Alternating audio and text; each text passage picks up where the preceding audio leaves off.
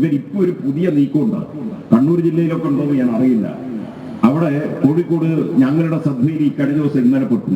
എന്താണെന്നറിയോ, ചിലടത്ത് ഈ രാവിലെ ആളുകൾക്ക് ഒരു ശരീരക്ഷമതയൊക്കെ വർദ്ധിപ്പിക്കുന്നതിന് രാവിലെയുള്ള ഒരു കായിക പരിശീലനമൊക്കെ എക്സസൈസ്, അതെ എക്സസൈസ്, ഞങ്ങളുടെ ജില്ലയിൽ ഒരു 1-2 സ്ഥലത്ത് രാവിലെ ഒരു വാട്സപ്പ് കൂട്ടായ്മയൊക്കെ രൂപീകരിച്ച് ഇങ്ങനെ ഒരു പുതിയ സംഘം വന്നിരിക്കുന്നു. ഇങ്ങനെ ചിലയിടത്തൊക്കെ തുടങ്ങിയിരിക്കുന്നു. ആ കക്കോടി ഭാഗത്ത് ബാലുശ്ശേരിയൊക്കെ 2-3 കേന്ദ്രത്തിൽ ഇന്നലെ രാവിലെ സഹാക്കൾ വിളിച്ചു പറഞ്ഞു ഇങ്ങനെയൊക്കെ ഉണ്ടോ, ഒന്ന് അന്വേഷിക്കാൻ ഗവേഷണം നടത്തി സൂക്ഷ്മമായിട്ട് നോക്കുമ്പോൾ ഈ വാട്സപ്പ് കൂട്ടായ്മ ഇതിന്റെയൊക്കെ അഡ്മിൻ കണ്ടുപിടിച്ച് തേടി നിങ്ങളുടെ ജില്ലയിൽ ഉളിക്കലേക്കാണ് എത്തിയത്, ഞങ്ങളെത്തി. അതെ. അപ്പൊ നോക്കുമ്പോ 2 ആളെ പറ്റി അന്വേഷിച്ച് നോക്കുമ്പോ നിരോധിക്കപ്പെട്ട പോപ്പുലർ ഫ്രണ്ടിന്റെ ആളുകളാണ്. ഇവരെഴുന്നള്ളിച്ച് കൊണ്ടുവരുന്നത് ആരാ? ജമാഅത്തെ ഇസ്ലാമി. എന്നിട്ട് പറയാ നിങ്ങൾ ഫീസൊന്നും വേണ്ട, പരിശീലിപ്പിക്കാൻ ആദ്യം കുറച്ചാൾ വരും, ബാക്കി പിന്നെ നിങ്ങളങ്ങ് നോക്കിയാൽ മതി, ഒരു 10 പൈസ ചെലവില്ല. തുറസായ സ്ഥലത്ത് ഒരു സ്ഥലത്ത് എന്താ ഏർപ്പാട്? അതെ, ജിന്നും മറ്റതെല്ലായിട്ട് ഇവരെ ചെലവിൽ. സംഗതി എന്താണെന്നറിയോ, ഈ ജമാഅത്തെ മെക്സവനെ സംബന്ധിച്ചിട്ട് CPM അങ്ങനെ ഒരു വിമർശനം ഉന്നയിച്ചിട്ടില്ലല്ലോ. നിങ്ങൾക്ക് ഇവിടുന്ന് കിട്ടി അങ്ങനെ മെക്സവനെ സംബന്ധിച്ച് CPM എന്തെങ്കിലും പറഞ്ഞൊന്ന്? നോ. മെക്സവനെ സംബന്ധിച്ച് ഞാനൊന്നും പറഞ്ഞിട്ടില്ല, CPM ഒന്നും പറഞ്ഞിട്ടില്ല. ഇവിടെ വസ്തുതകൾ വഴിതിരിച്ചു വിടരുത്. മെക്സവൻ ഏതാനും വർഷങ്ങൾക്ക് മുമ്പ്, ഒരു 10-12 വർഷങ്ങൾക്ക് മുമ്പ് ആരംഭിച്ച ജീവിതശൈലി രോഗങ്ങൾക്കെതിരായ ഒരു കരുതൽ എന്നുള്ള നിലയിൽ ആരംഭിച്ച ഒരു വ്യായാമ കൂട്ടായ്മയാണ്. നമസ്തേ, ജന ഡിബേറ്റിലേക്ക് സ്വാഗതം. മെക്സവൻ എന്ന വ്യായാമ കൂട്ടായ്മയ്ക്കെതിരെ പൊതുസമൂഹം ജാഗ്രത പുലർത്തണമെന്ന് ആദ്യം പറയുന്നത് CPM ആണ്. തൊട്ടുപുറകെ CPM കോഴിക്കോട് ജില്ലാ സെക്രട്ടറി P. മോഹനൻ പറഞ്ഞതെല്ലാം വിഴുങ്ങി. മെക്സവനെ വിമർശിക്കേണ്ട കാര്യം പോലുമില്ലെന്നാണ് ഇപ്പോൾ പറയുന്നത്. പൊതു ഇടങ്ങളിൽ വർഗീയ ശക്തികൾ നുഴഞ്ഞുകയറുന്നതിനെതിരായ ജാഗ്രതാ നിർദ്ദേശമായിരുന്നുവത്രേ അത്. ഇതിനെതിരെ പൊതുസമൂഹം ജാഗ്രത പുലർത്തണമെന്നാണ് ഉദ്ദേശിച്ചതെന്നുമാണ് പുതിയ ഭാഷ്യം. ഇങ്ങനെ CPM എടുത്ത യു-ടേണിന് പിന്നിലുള്ള ഘടകങ്ങൾ ചർച്ച ചെയ്തു പോകണം. CPMന് മെക്സവനെ പേടിയോ? ജന ഡിബേറ്റ് ഈ വിഷയം പരിശോധിക്കുമ്പോൾ അതിഥികളായി ചേരുന്നത് BJP പ്രതിനിധി യുവരാജ് ഗോകുൽ, റിപ്പബ്ലിക്കൻ പാർട്ടി പ്രതിനിധി നുസ്രത്ത് ജഹാൻ, ഇടത് നിരീക്ഷകൻ ഡോക്ടർ B. ജയരാജ്, മുൻ SP N. സുഭാഷ് ബാബു എന്നിവരാണ്. ആദ്യം യുവരാജ് ഗോകുലിലേക്കാണ് പോകുന്നത്. ശ്രീ യുവരാജ് ഗോകുൽ, കഴിഞ്ഞ ദിവസം നമ്മൾ വളരെ വികാരനിർഭരമായി മെക്സവനെതിരെ ആഞ്ഞടിക്കുന്ന CPM കോഴിക്കോട് ജില്ലാ സെക്രട്ടറിയാണ് കണ്ടത്. പക്ഷേ ഇന്നലെ നോക്കൂ, ആ പറഞ്ഞതെല്ലാം വിഴുങ്ങി. ഈ CPM ആരെയാണ് പേടിക്കുന്നത്? ഇങ്ങനെ ഒരു യു-ടേൺ എടുക്കാൻ ഇവരെ പ്രേരിപ്പിച്ച ഘടകം എന്തായിരിക്കും? അല്ല നീലിമ, അതിനകത്ത് CPMനെ സംബന്ധിച്ചിടത്തോളം CPM കഴിഞ്ഞ കുറച്ച് കാലങ്ങളായിട്ട് കേരളത്തിൽ ഓടിച്ചു കൊണ്ടുവന്നിരുന്ന ഒരു പ്രോജക്റ്റ് എന്ന് പറയുന്നത് പൊളിറ്റിക്കൽ ഇസ്ലാമിൻ്റെ ഒരു ഫ്ലാഗ് ബിയറേഴ്സ് ആവുക എന്നുള്ളത് തന്നെയായിരുന്നു. അപ്പോൾ ലീഗിനേക്കാളും വലിയ ലീഗാണ് തങ്ങൾ എന്ന് കാണിക്കുവാൻ വേണ്ടിയിട്ടുള്ള തലത്തിലുള്ള പ്രവർത്തനങ്ങളാണ് മലബാർ മേഖലകളിൽ ഉൾപ്പെടെ കഴിഞ്ഞ കുറേ കാലങ്ങളായിട്ട് അവർ പ്രവർത്തിച്ചു വന്നിരുന്നത്. മുസ്ലിം ലീഗുകാരെന്ന് പറഞ്ഞാൽ കോലീബി സഖ്യമാണ്, ലീഗ് BJP തമ്മിൽ സഖ്യമാണ് എന്നൊക്കെ ഉള്ള തലത്തിലുള്ള പ്രചരണങ്ങൾ നടത്തുകയും അവരല്ല ഞങ്ങളാണ് നിങ്ങൾക്ക് വേണ്ടിയിട്ട് എല്ലാ കാര്യങ്ങളും ചെയ്തു തരാൻ പോകുന്നത് എന്നുള്ള തലത്തിലായിരുന്നു അവരുടെ പ്രചരണം. ഒരു ഘട്ടത്തിൽ പോപ്പുലർ ഫ്രണ്ടിന് ഇവിടെ പ്രവർത്തിക്കുവാനുള്ള അവകാശമുണ്ട് എന്ന് CPMൻ്റെ അന്നത്തെ സംസ്ഥാന സെക്രട്ടറി ആയിരുന്ന കോടിയേരി ബാലകൃഷ്ണൻ പറയുന്ന തലത്തിലേക്ക് അവരുടെ ആ പറയുന്ന ബാന്ധവം വളരുന്ന സാഹചര്യം വരെ ഉണ്ടായി. നമുക്കറിയാം, മദനിയുമായി ബന്ധപ്പെട്ടിട്ട് മദനിയെ പിടിച്ച് സ്റ്റേജിലിരുത്തിയതും ഒക്കെ ആയിട്ടുള്ള. പക്ഷേ കഴിഞ്ഞ ഒരു വർഷം കൊണ്ട് കാര്യങ്ങൾ കുറേ അധികം മറിയുന്നതാണ് ലോക്സഭാ തെരഞ്ഞെടുപ്പിൽ ഉൾപ്പെടെ നമ്മൾ കണ്ടത്. 2021 നിയമസഭാ തെരഞ്ഞെടുപ്പിൽ CPMന് തുടർഭരണം നൽകുന്നതിൽ ഈ മലബാർ ബെൽറ്റിലുള്ള മുസ്ലിം വോട്ട് ബാങ്ക് വളരെ നിർണായകമായൊരു റോള് വഹിച്ചിട്ടുണ്ടെന്നുണ്ടെങ്കിൽ അത് 2024 എത്തുന്ന സമയത്ത് ആ വോട്ട് ബാങ്ക് തങ്ങളിൽ നിന്ന് ചോരുന്നത് അത് അക്രോസ് കേരള അവർ കാണുന്നുണ്ടായിരുന്നു.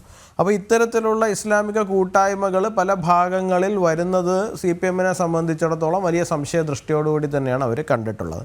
അപ്പോൾ അത്തരം കൂട്ടായ്മകളെ എക്സ്പോസ് ചെയ്യുക, അത് തങ്ങൾക്കെതിരായിട്ട് ഒരു വോട്ട് ബാങ്കായി പ്രവർത്തിക്കുന്നു എന്നുണ്ടെങ്കിൽ ആ വോട്ട് ബാങ്കിനെ പൊളിക്കുക, അപ്പോൾ അതിലേക്ക് തീവ്രവാദം എന്ന് പറയുന്ന ഒരു എലമെൻ്റ് കൊണ്ടുവരിക, ഇതൊക്കെയാണ് CPM പൊളിറ്റിക്കലി ഉദ്ദേശിച്ചിരിക്കുന്നത്. ഒന്ന്.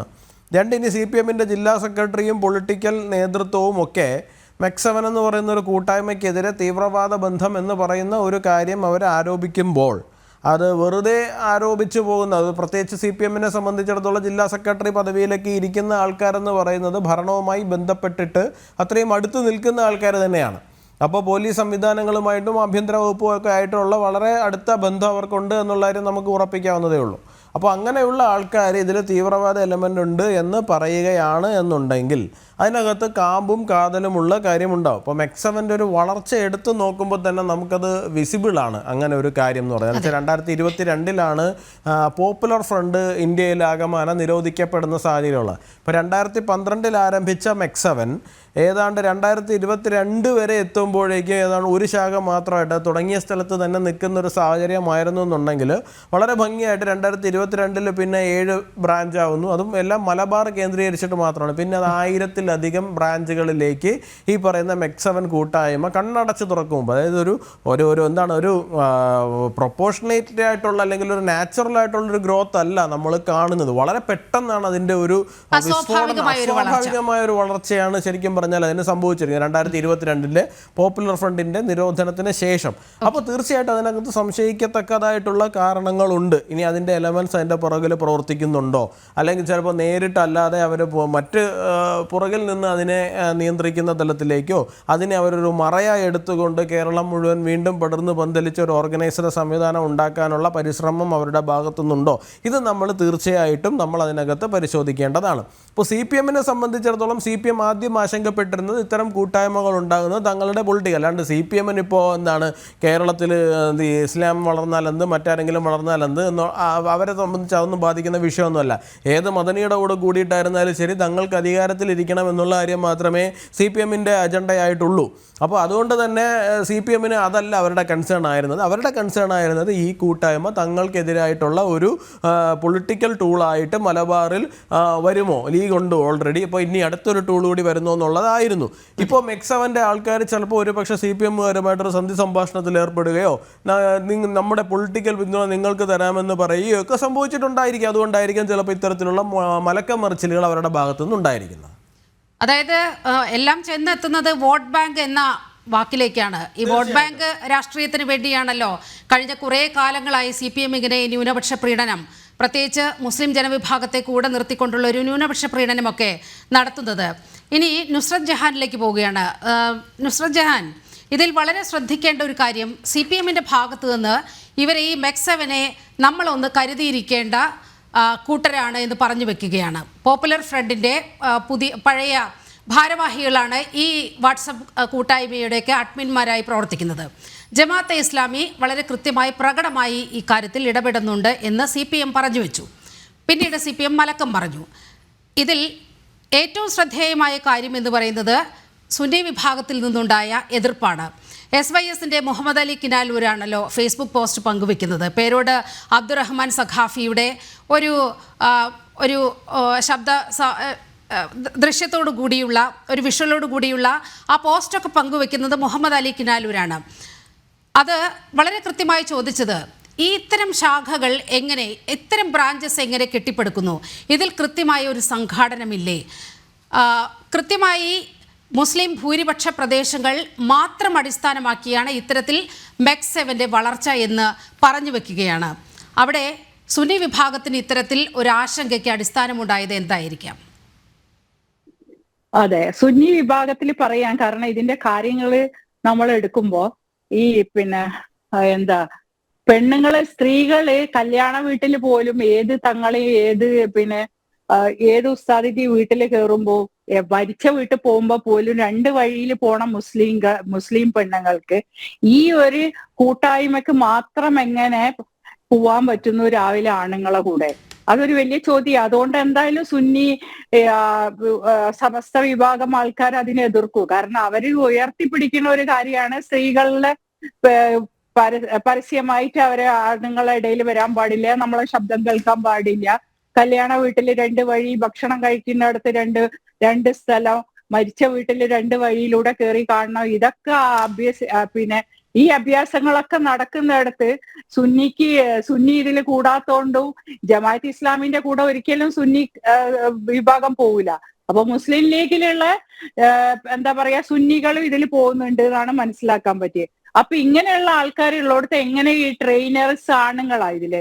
നമ്മൾ മനസ്സിലാക്കേണ്ട ഒരു കാര്യം, ജിമ്മ് ഹറാമാണെന്ന് പറഞ്ഞ ഞങ്ങളെ വർഗത്തിനോട് ചോദിക്കേണ്ട ഒരു ചോദ്യമാണ്, എങ്ങനെ ട്രെയിനേഴ്സ് ആണുങ്ങൾ ട്രെയിൻ ചെയ്യണോടത്ത് ഈ പെണ്ണുങ്ങളല്ല ജീവിതത്തിൽ ഒരിക്കൽ പോലും ട്രെയിനിങ് ഒന്നും എടുക്കാത്തവരെ രാവിലെ കൊണ്ടുപോയി ചാടി തുള്ളി എക്സസൈസ് എടുപ്പിക്കുന്നത് ഈ സ്ത്രീകളെയൊക്കെ എങ്ങനെയാന്നുള്ളത് വലിയൊരു സയന്റിഫിക് ആയിട്ടും അത് നമ്മൾ പറയണ്ടല്ലോ, ആരോഗ്യപരമായിട്ട് പിന്നെ എന്താണ് പിന്നെ നമ്മളെ വ്യായാമങ്ങളൊക്കെ ആവട്ടെ എന്ന് പറയുന്നുണ്ട്. പക്ഷെ വേറൊരു കാര്യം എന്നുള്ളത് ഈ പിന്നെ വ്യായാമം എന്താ പറയുന്ന സംഗതികൾ തെറ്റാണ്. യോഗ മുസ്ലിം സമുദായത്തിന് എതിരാണ്. സൂര്യ നമസ്കാരം പാടില്ലാതെ പലരും യോഗ ചെയ്യുന്നുണ്ട് അല്ലെ?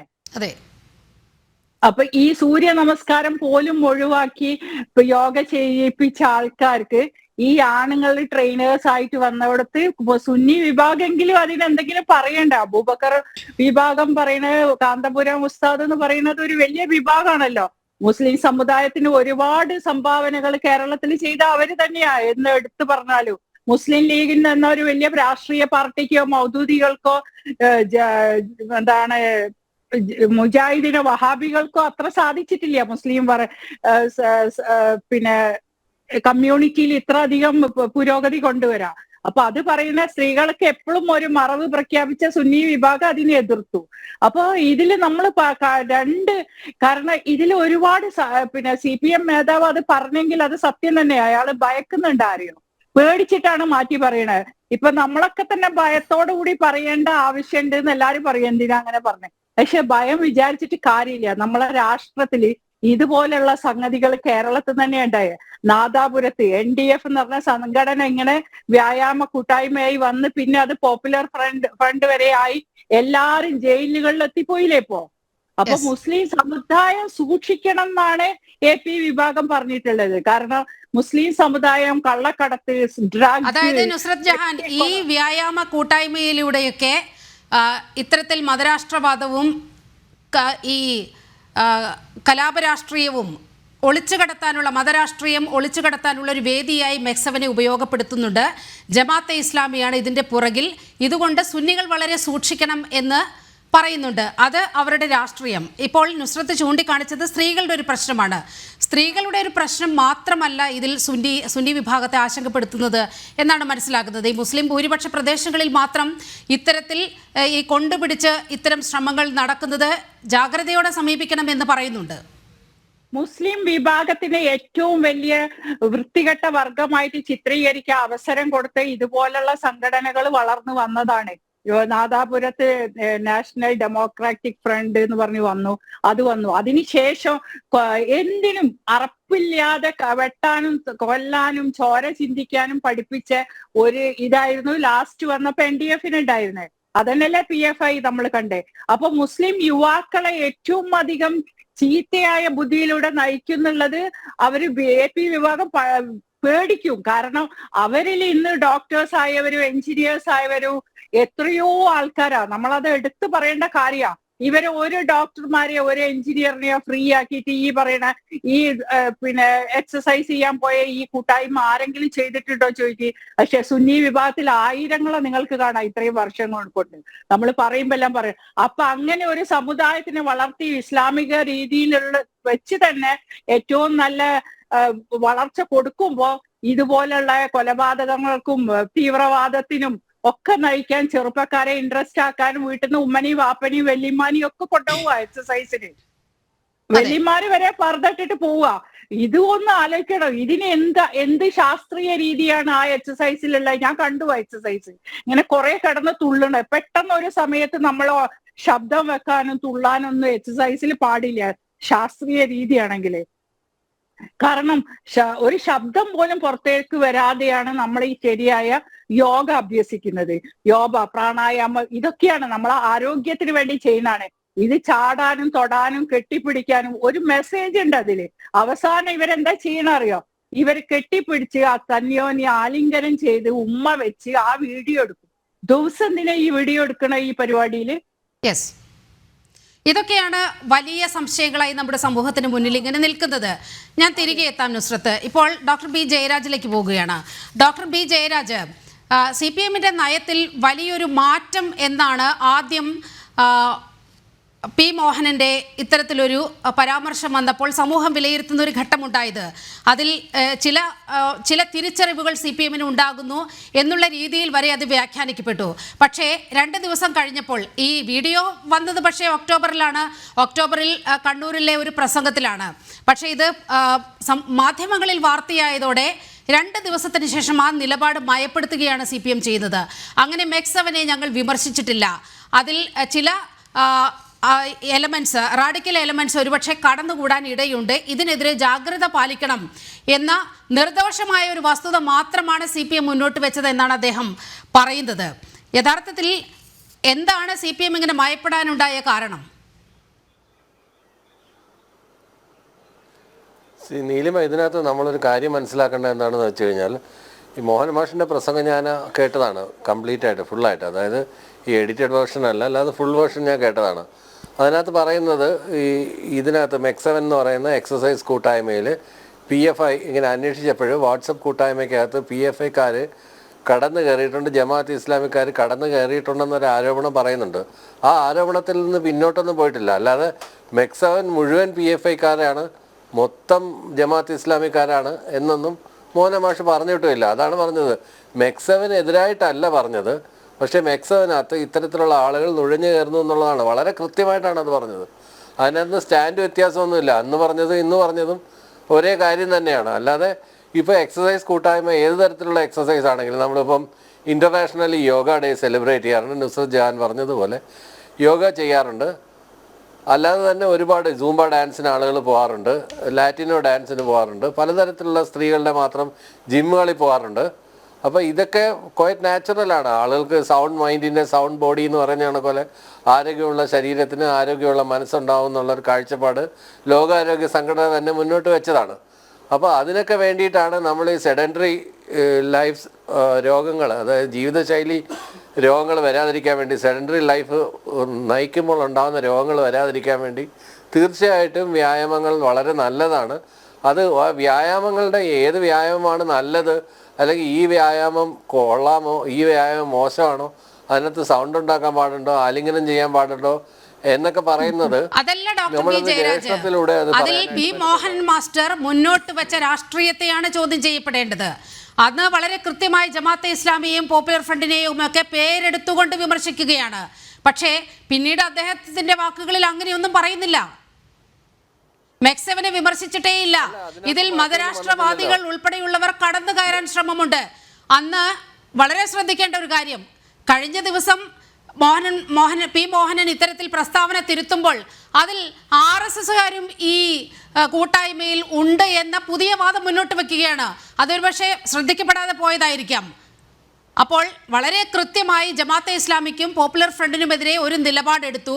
വളരെ കൃത്യമായ സമ്മർദ്ദം CPM-ന് മേൽ വരുന്നു. CPM ഒരു അക്ഷരം മിണ്ടിയില്ലല്ലോ ഇക്കാര്യത്തിൽ. ഔദ്യോഗിക നേതൃത്വം ഇത്ര വലിയൊരു കോലാഹലം ഉണ്ടായിട്ടും പ്രതികരിക്കുന്ന ഒരു സ്ഥിതിയൊന്നും ഉണ്ടായില്ല. വളരെ ഭയപ്പെട്ട് അങ്ങനെ MEC-7 ഞങ്ങൾ വിമർശിച്ചതല്ല, ഒരു സമൂഹം ഒരു ചെറിയ ജാഗ്രത ഇക്കാര്യത്തിലൊക്കെ പുലർത്തണം കേട്ടോ എന്ന രീതിയിൽ വളരെ ഭയപ്പെട്ട ഒരു പ്രസ്താവന പി മോഹനനിൽ നിന്നുണ്ടായി.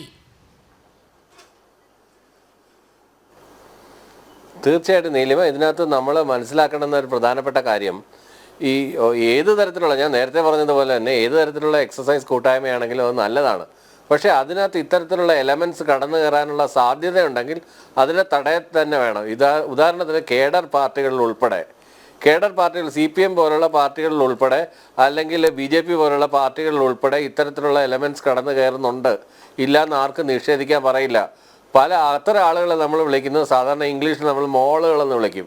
അത്തരത്തിലുള്ള മോളുകളെയൊക്കെ നമ്മൾ ഒബ്സർവ് ചെയ്യുന്നുണ്ട്. ചിലർ മോളുകളായിട്ട് വന്നിട്ട് പിന്നീട് നേതാക്കന്മാരായി മാറിയ അവസരം വരെ ഉണ്ട്. അവർക്ക് മാനസാന്തരം വന്ന് മാറുകയോ അങ്ങനെയൊക്കെ ഉണ്ടായിട്ടുണ്ട്. ഇപ്പോൾ എനിക്ക് എൻ്റെ ചെറുപ്പകാലത്തൊക്കെ ഈ RSS ശാഖയിൽ നിന്ന് CPM DYFIയിലൊക്കെ എന്താണ് നടക്കുന്നതെന്ന് അറിയാൻ വേണ്ടിയിട്ട് വന്ന് പ്രവർത്തിച്ചിട്ട് പിന്നെ CPM-ൻ്റെ വലിയ പതാകവാഹകരായി മാറിയിട്ടുള്ള RSSകാരുണ്ട്. അതുപോലെ തന്നെ തിരിച്ചും അവിടുത്തെ കാര്യങ്ങൾ എന്താണെന്ന് അന്വേഷിക്കാൻ പോയിട്ട് അവിടുത്തുകാരായി മാറിയ വളരെ രസകരമായ ഒരുപാട് അനുഭവങ്ങൾ എനിക്ക് അതിനെക്കുറിച്ച് പറയാനുണ്ട്. പക്ഷേ ഇതൊക്കെ രാഷ്ട്രീയമാണ്, മറ്റേത് അങ്ങനെയല്ല, തീവ്രവാദമാണ്.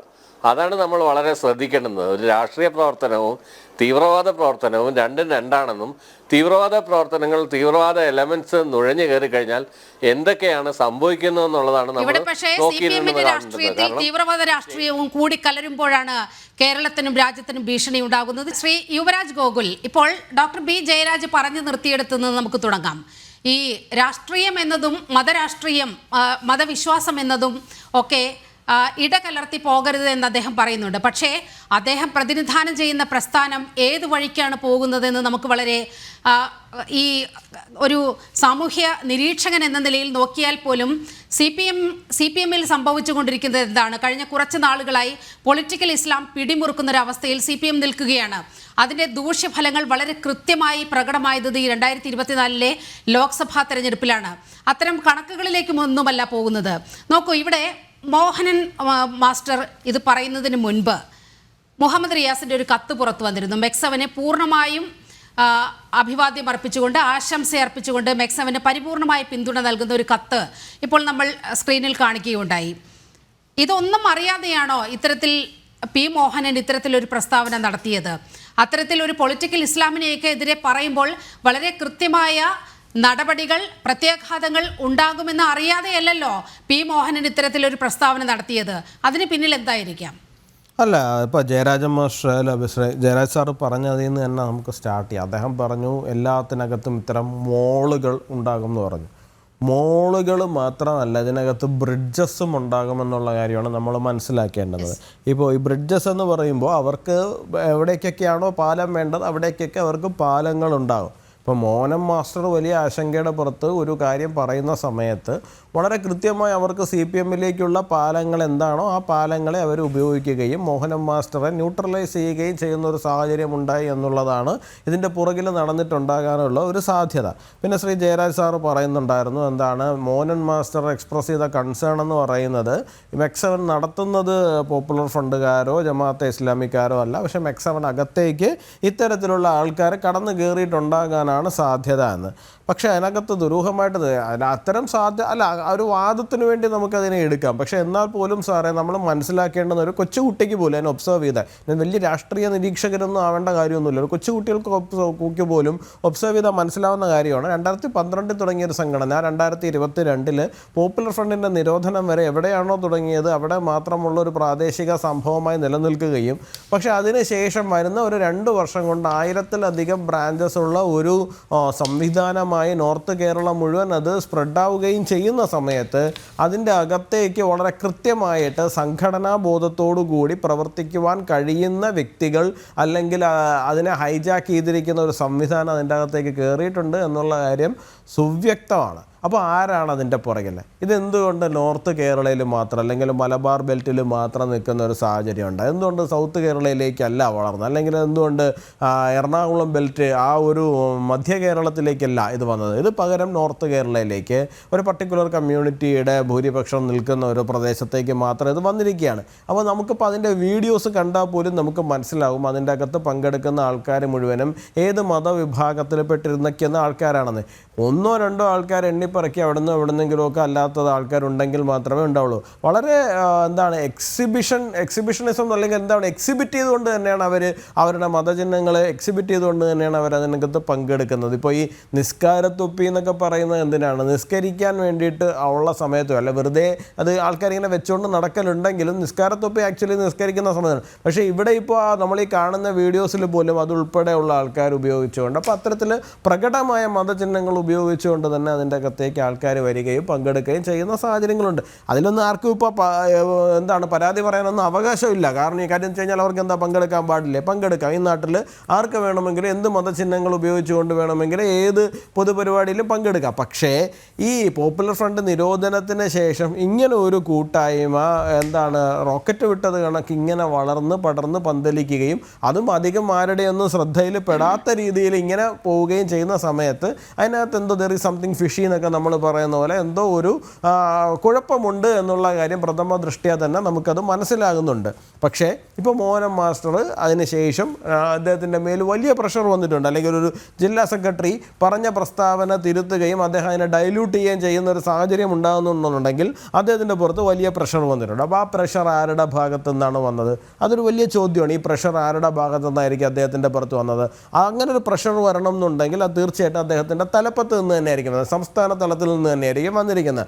ഇപ്പോൾ മുഹമ്മദ് റിയാസ് മെക്സവനെ പിന്തുണച്ച് കത്തെഴുതിയിട്ടുണ്ട് എന്ന് പറയുന്നു. ആ കത്ത് പുറത്ത് വന്നിട്ടുണ്ട്. അപ്പോൾ സ്വാഭാവികമായിട്ടും ഇത്തരം പാലങ്ങൾ മെക്സവന് എല്ലാ ഇടത്തേക്കും ഉള്ളപ്പോൾ അത്തരം പാലങ്ങളാണോ ഈ പറയുന്ന പ്രഷർ അദ്ദേഹത്തിൻ്റെ പുറത്ത് ചെലുത്തിയിരിക്കുന്നത്? അതുകൊണ്ടാണോ അദ്ദേഹത്തിൻ്റെ പ്രസ്താവന തിരുത്തുകയോ അല്ലെങ്കിൽ ഡൈല്യൂട്ട് ചെയ്യുകയോ ചെയ്യേണ്ടി വന്നിരിക്കുന്നത്? സംശയങ്ങളാണ്, ചോദ്യങ്ങളാണ്, പൊതുസമൂഹത്തിൻ്റെ മുമ്പിൽ നിൽക്കുന്ന ചോദ്യങ്ങളാണ്. CPM ഉൾപ്പെടെയുള്ള ആൾക്കാർ വരും ദിവസങ്ങളിൽ അതിന് തീർച്ചയായിട്ടും മറുപടി പറയേണ്ടതായിട്ടുള്ള ചോദ്യങ്ങളുമാണ്. നുസ്രത് ജഹാൻ, ഇപ്പോൾ നമ്മുടെ മുന്നിൽ വന്നിരിക്കുന്ന ചില വിവരങ്ങളുണ്ട്. മെക്സവൻ വിമർശനങ്ങളിൽ നിന്ന് AP വിഭാഗം പിന്മാറുന്നു എന്നുള്ള രീതിയിൽ ചില ഞാൻ നുസ്രത്തിലേക്ക് തിരികെ എത്താം. ഡോക്ടർ B ജയരാജിലേക്ക് ഒന്നുകൂടി പോകേണ്ടതുണ്ട്. ഡോക്ടർ B ജയരാജ്, ഈ സമ്മർദ്ദത്തെക്കുറിച്ചാണ് യുവരാജ് ഗോകുൽ സംസാരിച്ചു കൊണ്ടിരുന്നത്. മുഹമ്മദ് റിയാസിൻ്റെ കത്ത് വരുന്നു മെക്സവന് പരിപൂർണമായ പിന്തുണ പ്രഖ്യാപിച്ചുകൊണ്ട്. അഹമ്മദ് ദേവർകോവിൽ ഈ P മോഹനൻ തെറ്റിദ്ധാരണ പരത്താൻ ശ്രമിക്കുന്നു, വ്യായാമ പരിശീലനത്തെ എതിർക്കുന്നത് എന്തിന് എന്ന മറുചോദ്യം ചോദിച്ചുകൊണ്ട് P മോഹനനെ എതിരിടുന്ന ഒരു സാഹചര്യം. അതുപോലെ കൊണ്ടോട്ടി MLA TV ഇബ്രാഹിം രംഗത്ത് വരികയാണ്. ഈ CPMൻ്റെ ഈ ആരോപണം എന്ന് പറയുന്നത് വെറും തമാശയാണ്, ഒരു ആശയപ്രചാരണവും നടക്കുന്നില്ല എന്ന് പറയുന്നു. അതായത് ഇടത് വലത് മുന്നണികൾ വളരെ കൃത്യമായി ഇക്കാര്യത്തിൽ ഒപ്പം VK ശ്രീകണ്ഠൻ്റെ പങ്കും നമുക്ക് തള്ളിക്കളയാൻ കഴിയില്ല. VK ശ്രീകണ്ഠൻ പരിപൂർണമായും അതിനെ സ്വാഗതം ചെയ്യുകയും അതിൻ്റെ ഒരു മെക്സവൻ യൂണിറ്റ് ഉദ്ഘാടനം ചെയ്യാൻ വരെ VK ശ്രീകണ്ഠൻ പോകുന്നൊരവസ്ഥയും ഉണ്ടായി. അതായത് ഇടത് വലത് മുന്നണികൾ വളരെ കൃത്യമായി ആസൂത്രിതമായ ഒരു നീക്കം P മോഹനെതിരെ നടത്തിയപ്പോൾ മോഹനന് പിന്മാറേണ്ടി വന്നു. ഇതല്ലേ യാഥാർത്ഥ്യം? ശ്രീ നീലിമ, ഇങ്ങനെ ഒരു നീക്കം ഉണ്ടായാൽ തന്നെ ഇനിയിപ്പോൾ ഒരു അസ്യൂം ചെയ്യുന്നതാണ്. അസ്യൂം ചെയ്താൽ പോലും അങ്ങനെ ഒരു നീക്കം ഉണ്ടായ പിന്മാറുന്ന ആളൊന്നുമല്ല P മോഹനൻ. P മോഹൻ്റെ രാഷ്ട്രീയ ചരിത്രത്തെ കുറിച്ച് നീലിമയ്ക്ക് വളരെയൊന്നും അറിയാത്തത് കൊണ്ടാണ് അങ്ങനെ പറയുന്നത്. അദ്ദേഹം ഒരു സ്റ്റാൻഡ് എടുത്ത് ആ സ്റ്റാൻഡിൽ തന്നെ ഉറച്ചു നിൽക്കുന്നതാണ്. അല്ലെങ്കിൽ അദ്ദേഹത്തിന് അതിനെക്കുറിച്ച് കൃത്യമായിട്ടുള്ള ബോധ്യം വരണം. അദ്ദേഹം പറഞ്ഞത് എന്താണ്? അന്ന് പറഞ്ഞത് ഇന്ന് പറഞ്ഞത് ഒരേ കാര്യം തന്നെയാണ്. അദ്ദേഹം പറഞ്ഞത് ആ സംഘടന അയാൾ എതിർക്കുന്നില്ല, അതിനകത്തുള്ള ചില ആളുകൾ നുഴഞ്ഞു കയറിയിട്ടുണ്ട്, ചില വാട്സപ്പ് ഗ്രൂപ്പിന്റെ അങ്ങ് പറയുന്നത് അന്ന് പറഞ്ഞതും ഇന്ന് പറഞ്ഞതും ഒന്ന് തന്നെയാണ്. അങ്ങനെയാണോ ശ്രീ യുവരാജ് ഗോകുൽ? അല്ല, അന്ന് അദ്ദേഹം പറഞ്ഞതിനകത്ത് ഇപ്പോൾ ഡൈല്യൂട്ട് ചെയ്തിട്ടുണ്ട്. ഇപ്പോൾ ഡൈല്യൂട്ട് ചെയ്തിട്ടുണ്ട് എന്നുള്ള കാര്യത്തിൽ കേരളത്തിലുള്ള മുഴുവൻ ആൾക്കാർക്ക്, ഇത് കണ്ടുകൊണ്ടിരിക്കുന്ന മുഴുവൻ ആൾക്കാർക്കും വ്യക്തമായിട്ടുള്ള ധാരണയുണ്ട്. അദ്ദേഹം അന്ന് വളരെ അഗ്രസീവായിട്ടാണ് ഈ പറയുന്ന മെക്സവൻ്റെ ഈ വിഷയത്തിൽ അദ്ദേഹം ആ പറയുന്ന പ്രസംഗത്തിനകത്ത് അദ്ദേഹം സംസാരിക്കുന്നത്.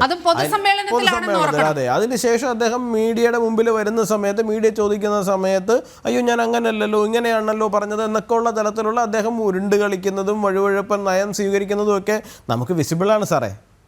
ശ്രീ ഡോക്ടർ B ജയരാജ്, ഇത് തന്നെയാണ് പൊളിറ്റിക്കൽ ഇസ്ലാമിന്റെ ഒരു പിടിമുറുക്കം എന്ന് നമ്മൾ പറയുന്നത്. പിടിമുറുക്കുന്നത് എന്ന് പറയുന്നത് വളരെ കൃത്യമായി റിയാസിന്റെ കത്ത് വരുന്നു, അഹമ്മദ് ദേവർകോവിൽ, TV ഇബ്രാഹിം, അതുപോലെ VK ശ്രീകണ്ഠൻ, ഇവരെല്ലാവരും കൂടി വലിയൊരു സമ്മർദ്ദം സൃഷ്ടിക്കുകയാണ്. പൊളിറ്റിക്കൽ ഇസ്ലാം ഏറ്റവും വലിയ ബെനഫിഷ്യൽ ആകണമെന്ന് കരുതുന്ന CPMന്റെ ഒരു നേതാവിൽ നിന്ന് ഇത്തരത്തിൽ ഒരു പരാമർശം ഉണ്ടാകുമ്പോൾ സ്വാഭാവികമായും പാർട്ടി സമ്മർദ്ദം ചെലുത്തി കാണില്ലേ ജില്ലാ സെക്രട്ടറിക്ക് മുകളിൽ? ലോകമെമ്പാടുമുള്ള ചരിത്രം എടുത്ത് പരിശോധിച്ചു കഴിഞ്ഞാൽ റാഡിക്കൽ ഇസ്ലാമുമായിട്ട് എപ്പോഴെല്ലാം ഇടതുപക്ഷങ്ങൾ കൂട്ടുകൂടിയിട്ടുണ്ടോ ആ സ്ഥലങ്ങളിലെല്ലാം ഇടതുപക്ഷത്തെ റാഡിക്കൽ ഇസ്ലാം വിഴുങ്ങിയിട്ടുള്ളതാണ് ആയിട്ടാണ് കണ്ടിട്ടുള്ളത്. ഇതറിയാവുന്നവർ തന്നെയാണ് CPMനകത്തുള്ള ആളുകൾ.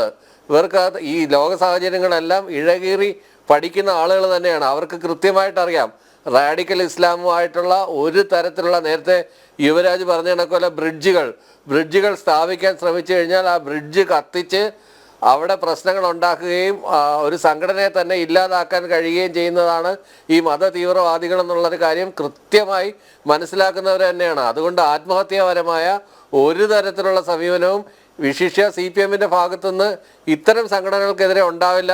അതുകൊണ്ടാണ് P മോഹൻ എടുത്തു പറഞ്ഞത് PFI, ജമാഅത്ത് ഇസ്ലാമി അവരുമായിട്ടുള്ള ഇലക്ട്രൽ യാതൊരു രീതിയിലുള്ള അവരുടെ വോട്ട് വേണ്ട എന്ന് പറഞ്ഞ് മത്സരിച്ചതാണ് ഈ കഴിഞ്ഞ ഇതിനകത്ത് പക്ഷേ പാർലമെന്റ് തെരഞ്ഞെടുപ്പിൽ വളരെ PDP പിന്തുണ പ്രഖ്യാപിച്ചല്ലോ LDFന് ഈ ഉപതെരഞ്ഞെടുപ്പിൽ, പക്ഷെ അത് വേണ്ടാന്ന് പറഞ്ഞില്ലല്ലോ. PDPയുടെ വിഷയം വേറെയാണ്, PDPയുടെ രാഷ്ട്രീയം വേറെ, PDPയുടെ രാഷ്ട്രീയം വേറെയാണ്. എല്ലാത്തിനെയും ഒരുമിച്ച് കൂട്ടിക്കെട്ടരുത്. ഇതെല്ലാം ഇസ്ലാം ബേസ്ഡ് ആയിട്ടുള്ള സംഘടനകളാണെങ്കിൽ പോലും PDPയുടെ പ്രവർത്തന രീതി വേറെയാണ്, PFIയുടെ പ്രവർത്തന രീതി വേറെ രീതിയാണ്, ജമാഅത്ത് ഇസ്ലാമിയുടെ വേറെതാണ്, മുസ്ലിം ലീഗിന്റെ വേറെയാണ്, മറ്റു പല സംഘടനകളുടെ ഈ റിപ്പബ്ലിക്കൻ പാർട്ടി ഞാൻ മദനിയെ വിമർശിച്ചുകൊണ്ട് പുസ്തകം എഴുതിയല്ലോ. PDP മഹത്തായ ഒരു പാർട്ടി ആയതുകൊണ്ടാണോ ശ്രീ ജയരാജ്? PDP മഹത്തായ പാർട്ടിയാണെന്ന് ആര് പറഞ്ഞു? ആരും പറഞ്ഞില്ലല്ലോ. PDP മഹത്തായ പാർട്ടിയാണെന്ന് ആരും അവകാശപ്പെട്ടൊന്നുമില്ല. PDPയെ ഇങ്ങനെ PFIയുമായിട്ടൊന്നും കമ്പയർ ചെയ്യാൻ കഴിയില്ല. നീലിമ, അങ്ങനെ ഞാൻ പറയാത്ത കാര്യങ്ങൾ ഇങ്ങോട്ട് എന്നിൽ അടിച്ചേൽപ്പിക്കാതെ. ഞാൻ പറഞ്ഞത് ഓരോന്നിന്റെ രാഷ്ട്രീയ ലക്ഷ്യങ്ങൾ വേറെയാണ്. ഒന്നിന്റെ മതരാഷ്ട്രവാദമാണെങ്കിൽ വേറൊന്നിന്റെ ഫണ്ടമെന്റലിസമാണ്. PDP തരുമ്പോൾ PDPക്ക് ഒരു സൗമ്യഭാവം കൈവരുന്നു. അതേസമയം SDPI കോൺഗ്രസിനെ പിന്തുണയ്ക്കുമ്പോൾ, UDFനെ പിന്തുണയ്ക്കുമ്പോൾ അവർ മതരാഷ്ട്രവാദികളാകുന്നു. ഇത് രണ്ടും തമ്മിൽ ഒരു പൊരുത്തക്കേടില്ലേ? ഇത് പൊരുത്തപ്പെട്ടു പോകുന്നില്ലല്ലോ ഡോക്ടർ B ജയരാജ്. തീർച്ചയായിട്ടും ഈ രണ്ട് സംഘടനയും പൂർണ്ണമായിട്ട് മനസ്സിലാക്കാത്തതുകൊണ്ടാണ് അങ്ങനെ ഒരു സ്റ്റേറ്റ്മെന്റ് വരുന്നത്. അല്ലെങ്കിൽ ഇങ്ങനെ ഒരു സ്റ്റേറ്റ്മെന്റ് വരുത്തില്ലല്ലോ. എല്ലാ ഇസ്ലാമിക സംഘടനകളും മതമൗലികവാദികളും ഇതൊരുമാതിരി എന്താണ് പറയുന്നത്, ഇസ്ലാമോഫോബിക് ആയിട്ടുള്ള ചോദ്യങ്ങളാണ് നീലിമ എന്നോട് ചോദിച്ചുകൊണ്ടിരിക്കുന്നത്. നീലിമ എന്നോട് ചോദിക്കുന്ന ചോദ്യങ്ങൾ ഇതിനെ ഇഴകിറിച്ച് കീറി മനസ്സിലാക്കാത്തതുകൊണ്ടാണ് ഇത്തരത്തിലുള്ള ചോദ്യങ്ങൾ വരുന്നത്. ഇത്തരത്തിലുള്ള ചോദ്യങ്ങൾ അസഹിഷ്ണുതയുടെ ചോദ്യങ്ങളാണ്, ഇസ്ലാമോഫോബിക് ചോദ്യങ്ങളാണ്. ഇത് കണ്ടുകൊണ്ടിരിക്കുന്ന പൊതുസമൂഹം കൃത്യമായിട്ട് അത് വിലയിരുത്തുക തന്നെ ചെയ്യും. കാര്യം എല്ലാവരെയും ഇന്നിപ്പോൾ PK ഫിറോസ് കളിച്ചതും ഇതേ ഗെയിം തന്നെയാണ്. ഞാനും PK ഫിറോസുമായിട്ട് ഇപ്പോൾ ദുബായ് ഒരു റേഡിയോ ഇൻ്റർവ്യൂ ഉണ്ടായിരുന്നു. അതിനകത്ത് PK ഫിറോസ് പറഞ്ഞത് ഞങ്ങളുടെ പ്രദേശത്തെ മാത്രം എന്തുകൊണ്ടാണ് പറയുന്നത്, ഞങ്ങളുടെ പ്രദേശത്ത് എന്ത് കൂട്ടായ്മ ഉണ്ടായാലും ഇങ്ങനെ പറയുന്നത് എന്തുകൊണ്ടാണെന്ന് വെച്ച് തീവ്രമായ സങ്കുചിതമായ വാദം തന്നെയാണ് ലീഗ് ഉൾപ്പെടെ മുന്നോട്ട് വയ്ക്കുന്നത്. അപ്പോൾ അങ്ങനെയുള്ള ഒരു സാഹചര്യം നിലനിൽപ്പുണ്ട്. കാര്യം നമ്മൾ കളിക്കുന്നത് റിലീജിയനുമായിട്ടാണ്, നമ്മൾ ഇടയുന്നത് റിലീജിയനുമായിട്ടാണ്. വളരെ സൂക്ഷിച്ചും കണ്ട് സംസാരിച്ചില്ലെന്നുണ്ടെങ്കിൽ ഇത് ജനൻ ടിവിയോ മാധ്യമങ്ങളോ ഉയർത്തിവിട്ട വിവാദമല്ല. ഇത് CPM തൊടുത്തുവിട്ട വിവാദം. അത് ഏറ്റെടുത്തത് സുന്നി വിഭാഗം. റിട്ടയർഡ് SP സുഭാഷ് ബാബുവിലേക്കാണ്. ശ്രീ സുഭാഷ് ബാബു, ഇതിൽ മെക്സവിന്റെ ഒരു വളർച്ചയുടെ ഒരു ഘട്ടം നമ്മൾ കണക്കിലെടുക്കേണ്ടതുണ്ട്. 10 വർഷം മുമ്പ് CISFന്റെ ഒരു മുൻ സൈനികൻ സലാഹുദ്ദീൻ ആരംഭിച്ച ഒന്നാണ് ഈ മെക്സവൻ എന്ന് പറയുന്നത്. അവിടെയാണ് അവിടെ ആവിർഭാവം. പക്ഷേ 2022 PFIയുടെ നിരോധനം വരികയാണ്. ഇതിന് ശേഷമാണ് ഈ മെക്സവന്റെ വിവിധ ശാഖകൾ വടക്കൻ കേരളത്തിൽ ഉടനീളം വ്യാപകമാകുന്നത്. ഇതിലൊരു അസ്വാഭാവികത ഇല്ലേ?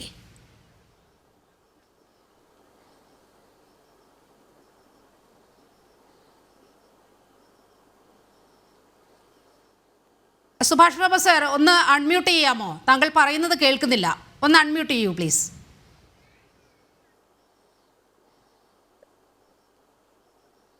ഹലോ. യെസ്, കേൾക്കാം. പറഞ്ഞോളൂ. ഞാൻ ചോദ്യം ആവർത്തിക്കണോ? വേണ്ട, ചോദ്യം ഞാൻ കേട്ടു. അപ്പൊ ഇതിലെ പ്രധാന പ്രശ്നം തന്നെ ഇതേമാതിരി 2012 തുടങ്ങിയ ഒരു സംഘടന അല്ലെ ഒരു എക്സസൈസ് കൂട്ടായ്മ, വ്യായാമ കൂട്ടായ്മ, അത് എന്തുകൊണ്ട് 2022 വരെ വ്യാപകമായിട്ട് മുന്നോട്ട് പോയില്ല? അതൊരു പ്രദേശത്തെ തുറക്കൽ എന്ന് പറയുന്ന കൊണ്ടോട്ടിയുടെ ഒരു ഭാഗത്ത് മാത്രം ഒതുങ്ങുന്നു എന്നും അതിനുശേഷം അത് വ്യാപകമായി വരുന്നു. അത് വളരെ 2022 ശേഷം വളരെ പെട്ടെന്ന് അഭൂതപൂർവമായ രീതിയിൽ വളരുകയും ചെയ്യുന്ന അവസരത്തിൽ ഇതിന്റെ സംശയം വന്നത് ആ സംഘടന പ്രവർത്തിക്കുന്ന ജില്ലയിലെ മഹാഭൂരിപക്ഷം വരുന്ന ജനസാമാന്യത്തിൽ വരുന്ന ഒരു മതമാണ്. അപ്പൊ അതോടുകൂടിയാണ് ഇത് മതവുമായിട്ട് കൂട്ടിപ്പെടുക. അതുവരെ അത് കാര്യമായിട്ട് ആരും ശ്രദ്ധിച്ചില്ല. കാരണം പോലീസ് പോലും ഈ കാര്യങ്ങളൊന്നും അത്ര ശ്രദ്ധിക്കാതെ മുന്നോട്ട് പോവുകയായിരുന്നു. അപ്പൊ ചില മേഖലകളിൽ നിന്നൊക്കെ ഇത് ആരുടേതാണ് എന്താണെന്നൊക്കെ ഇത്രയും വ്യാപകമായിട്ടുള്ള എക്സസൈസ് കൂട്ടായ്മ എന്ന് പറയുന്നു. അതിന് പ്രത്യേക ഒരു യൂണിഫോം വരുന്നു. അത് കഴിഞ്ഞതിന് ശേഷം ഇതിനെ കൂട്ടായ്മയിലെ പ്രാതിനിധ്യം വന്നതോടുകൂടിയിട്ട് അതുപോലെ ഇതിന്റെ പ്രചാരകരായി വന്ന പല ആളുകളെയും വീക്ഷിച്ച അവസരത്തിലാണ് സ്വാഭാവികമായിട്ട് ഇങ്ങനെ ഒരു സംശയം വരുന്നത്. ആ സംശയം വന്നപ്പോൾ അത് PFIയുടെ നിരോധനത്തിന് ശേഷമാണ് അതിൽപ്പെട്ട ആളുകളാണ് ഇതിന്റെ പിന്നിൽ പ്രവർത്തിക്കുന്നത് എന്നൊരു ഊഹം വരികയും അതിന്റെ പശ്ചാത്തലത്തിലാണ് ഇതേമാതിരിയുള്ള വിമർശനങ്ങൾ ഉണ്ടായതും അതൊരു പരിധിവരെ അതിന്റെ കുറച്ച് അഡ്മിനും അതുപോലെ തന്നെ പ്രാദേശികമായി പ്രവർത്തിക്കാൻ വേണ്ടിയിട്ട് ആളുകളെ ക്യാൻവാസ് ചെയ്യാൻ വേണ്ടി ഇത് വലിയൊരു പ്രസ്ഥാനമാണെന്നും പറഞ്ഞിട്ട് പല ആളുകളുമായിട്ട് സംസാരിക്കുന്നതായിട്ടുമാണ് നമ്മൾ മനസ്സിലാക്കുന്നത്. അങ്ങനെ സംസാരിച്ചതൊക്കെ പ്രധാനമായിട്ടും ഈ PFI എന്ന് പറയുന്ന സംഘടനയിൽപ്പെട്ട ആളുകൾ. അവർക്ക് അവിടെ പ്രവർത്തിക്കാൻ ഇപ്പോൾ ഒരു മേഖലയില്ലാത്തത് കൊണ്ട് അവർക്ക് ആ പ്രവർത്തന ത്വര ഉള്ളത് കൊണ്ട് ചിലപ്പോൾ ഇതിൽ പ്രവർത്തിക്കുന്നതായിരിക്കും, ഇല്ലാന്ന് ഞാൻ പറയുന്നില്ല. പക്ഷെ എന്നാൽ തന്നെയും അങ്ങനെ വരുന്ന അവസരത്തിലാണ് സ്വാഭാവികമായിട്ടും മുസ്ലിം മത സംഘടനകളിൽ തന്നെ ഇതിന് വ്യാപകമായിട്ടൊരു പ്രതിഷേധം ഉണ്ടാക്കി ഇതിൽ പോകരുത് എന്ന് വരെ വളരെ ശക്തമായ രീതിയിൽ അതിന്റെ മത അധ്യക്ഷന്മാരൊക്കെ ആഹ്വാനം ചെയ്യുകയൊക്കെ ചെയ്തപ്പോഴാണ് ഇത് വളരെ ഗൗരവതരമാണ് എന്ന ആളുകൾ സംശയിക്കുകയും അതിന്റെ പശ്ചാത്തലത്തിലാണ് ഇതിന്റെ അന്വേഷണം തുടങ്ങുകയും ചെയ്യുന്നത്. ഇപ്പോ കേരള പോലീസിന്റെ ഇന്റലിജൻസ് വിഭാഗം അന്വേഷിക്കുന്നുണ്ട്. മുമ്പ് ഇങ്ങനെ ഒരു കൂട്ടായ്മ നടക്കുന്നുണ്ട്, അതിനകത്ത് ഒന്നുമില്ല, ഇത് എക്സസൈസ് മാത്രമായിട്ടാണ്. അത് പ്രത്യേകിച്ച് ഒരു പ്രായം കഴിഞ്ഞ ആളുകളാണ് അധികം ഇതുമായിട്ട് ബന്ധപ്പെടുന്നത് എന്നുള്ള രീതിയിൽ അത് ചുരുക്കി കുഴപ്പമൊന്നുമില്ല എന്ന രീതിയിൽ തന്നെ അത് മുന്നോട്ട് പോയി. അതുകൊണ്ട് കാര്യമായിട്ട് ഇതിന്റെ പിന്നിൽ പ്രവർത്തിക്കുന്ന ആളുകളെ പറ്റി അന്വേഷിച്ചില്ല. പക്ഷെ ഇങ്ങനെ വിമർശനം അതേ വിഭാഗത്തിൽ നിന്ന് തന്നെ വരുന്ന വിമർശനം വന്നതോടുകൂടിയിട്ട് ഇതിൽ എന്തൊക്കെയോ അപകടമുണ്ടല്ലോ എന്ന് പലർക്കും സംശയം തോന്നി. അത് ഇതുവരെ സ്ഥിരീകരിക്കപ്പെട്ടില്ല. പോലീസ് ആയാലും ശരി, ഇപ്പം സെൻട്രൽ ഏജൻസി പോലും അന്വേഷിക്കാൻ തുടങ്ങിയിട്ടേ ഉള്ളൂ.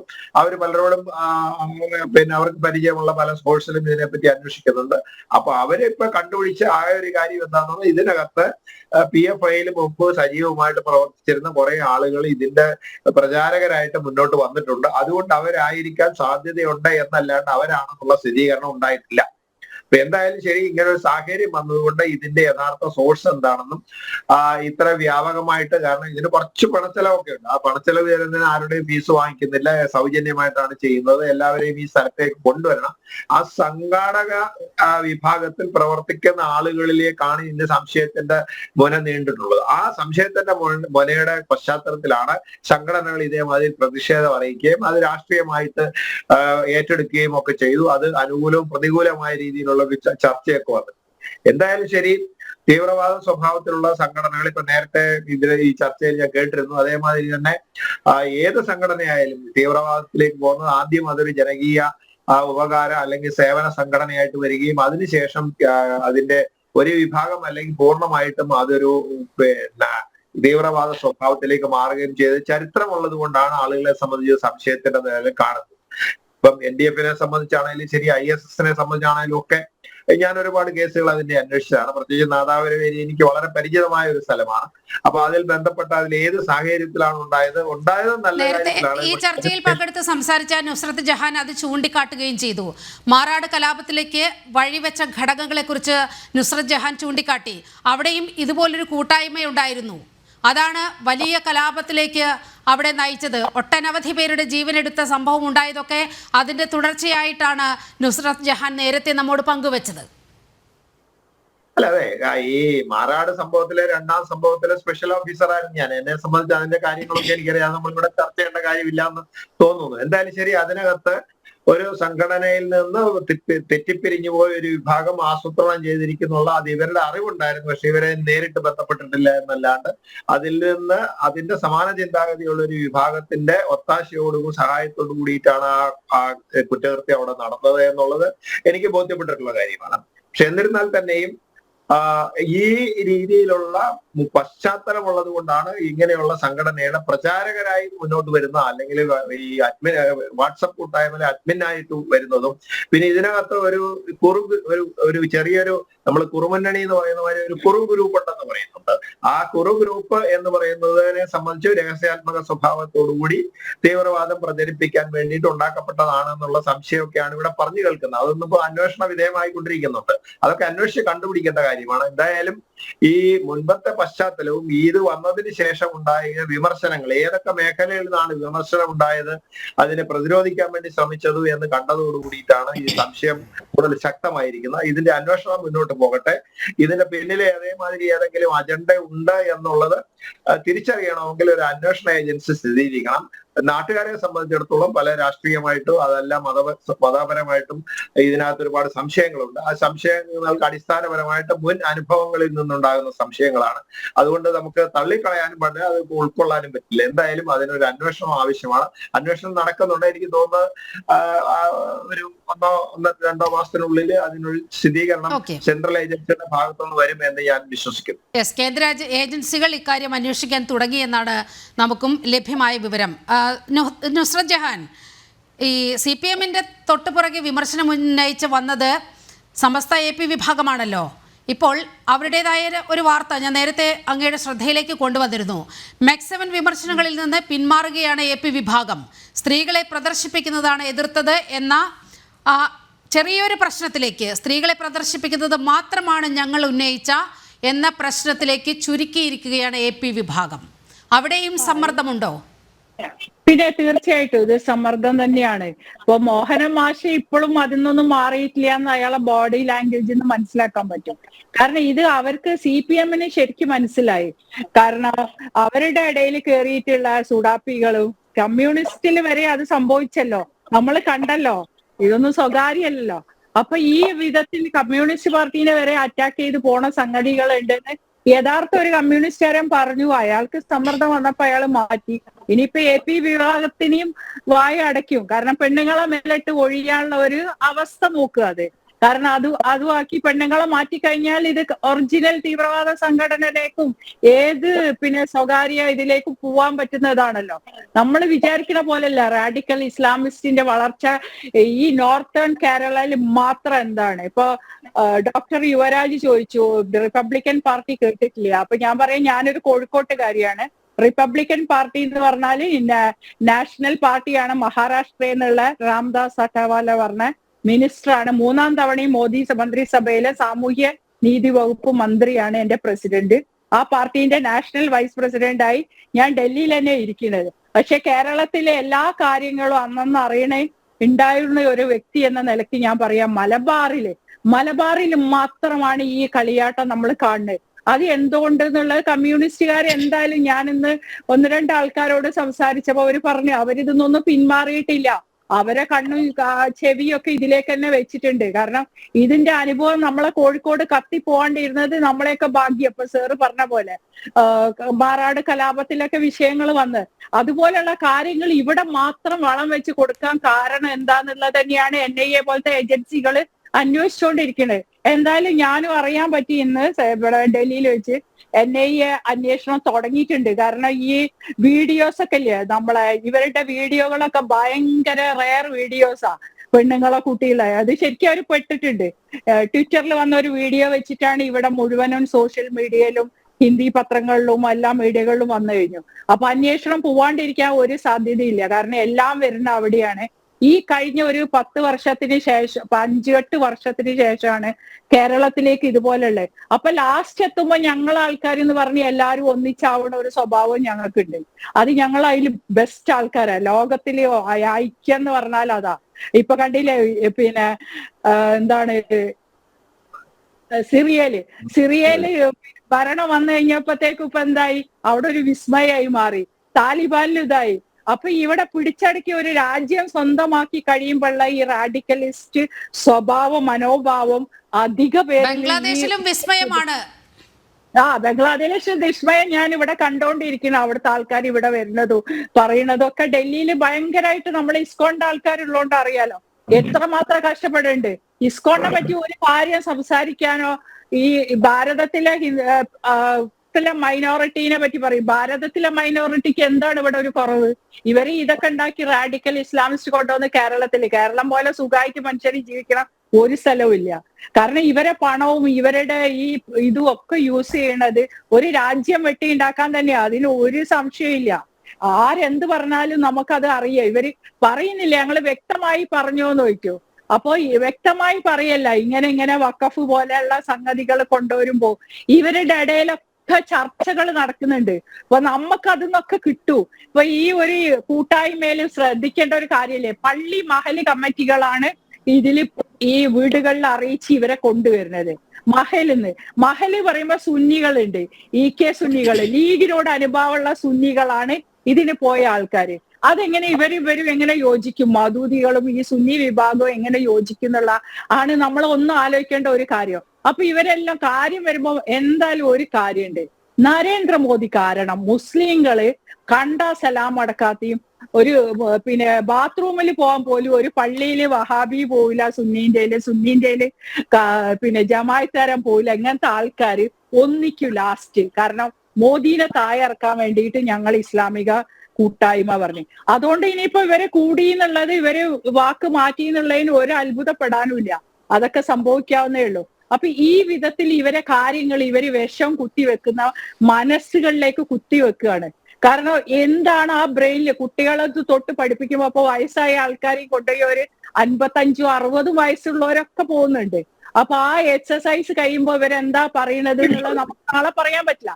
അപ്പൊ ഈ വിഭാഗം എല്ലാ സ്ഥലത്തും ലീഡേഴ്സ്, മാധ്യമത്തിന്റെ റിപ്പോർട്ടേഴ്സ്, മീഡിയ വണ്ണിന്റെ ആൾക്കാര്, PFI എന്ന് വന്ന ആൾക്കാർ ആരാന്ന് എനിക്കറിയില്ല, മോഹനമാഷ് പറഞ്ഞത് ഞാൻ കേട്ടിട്ടുണ്ട്.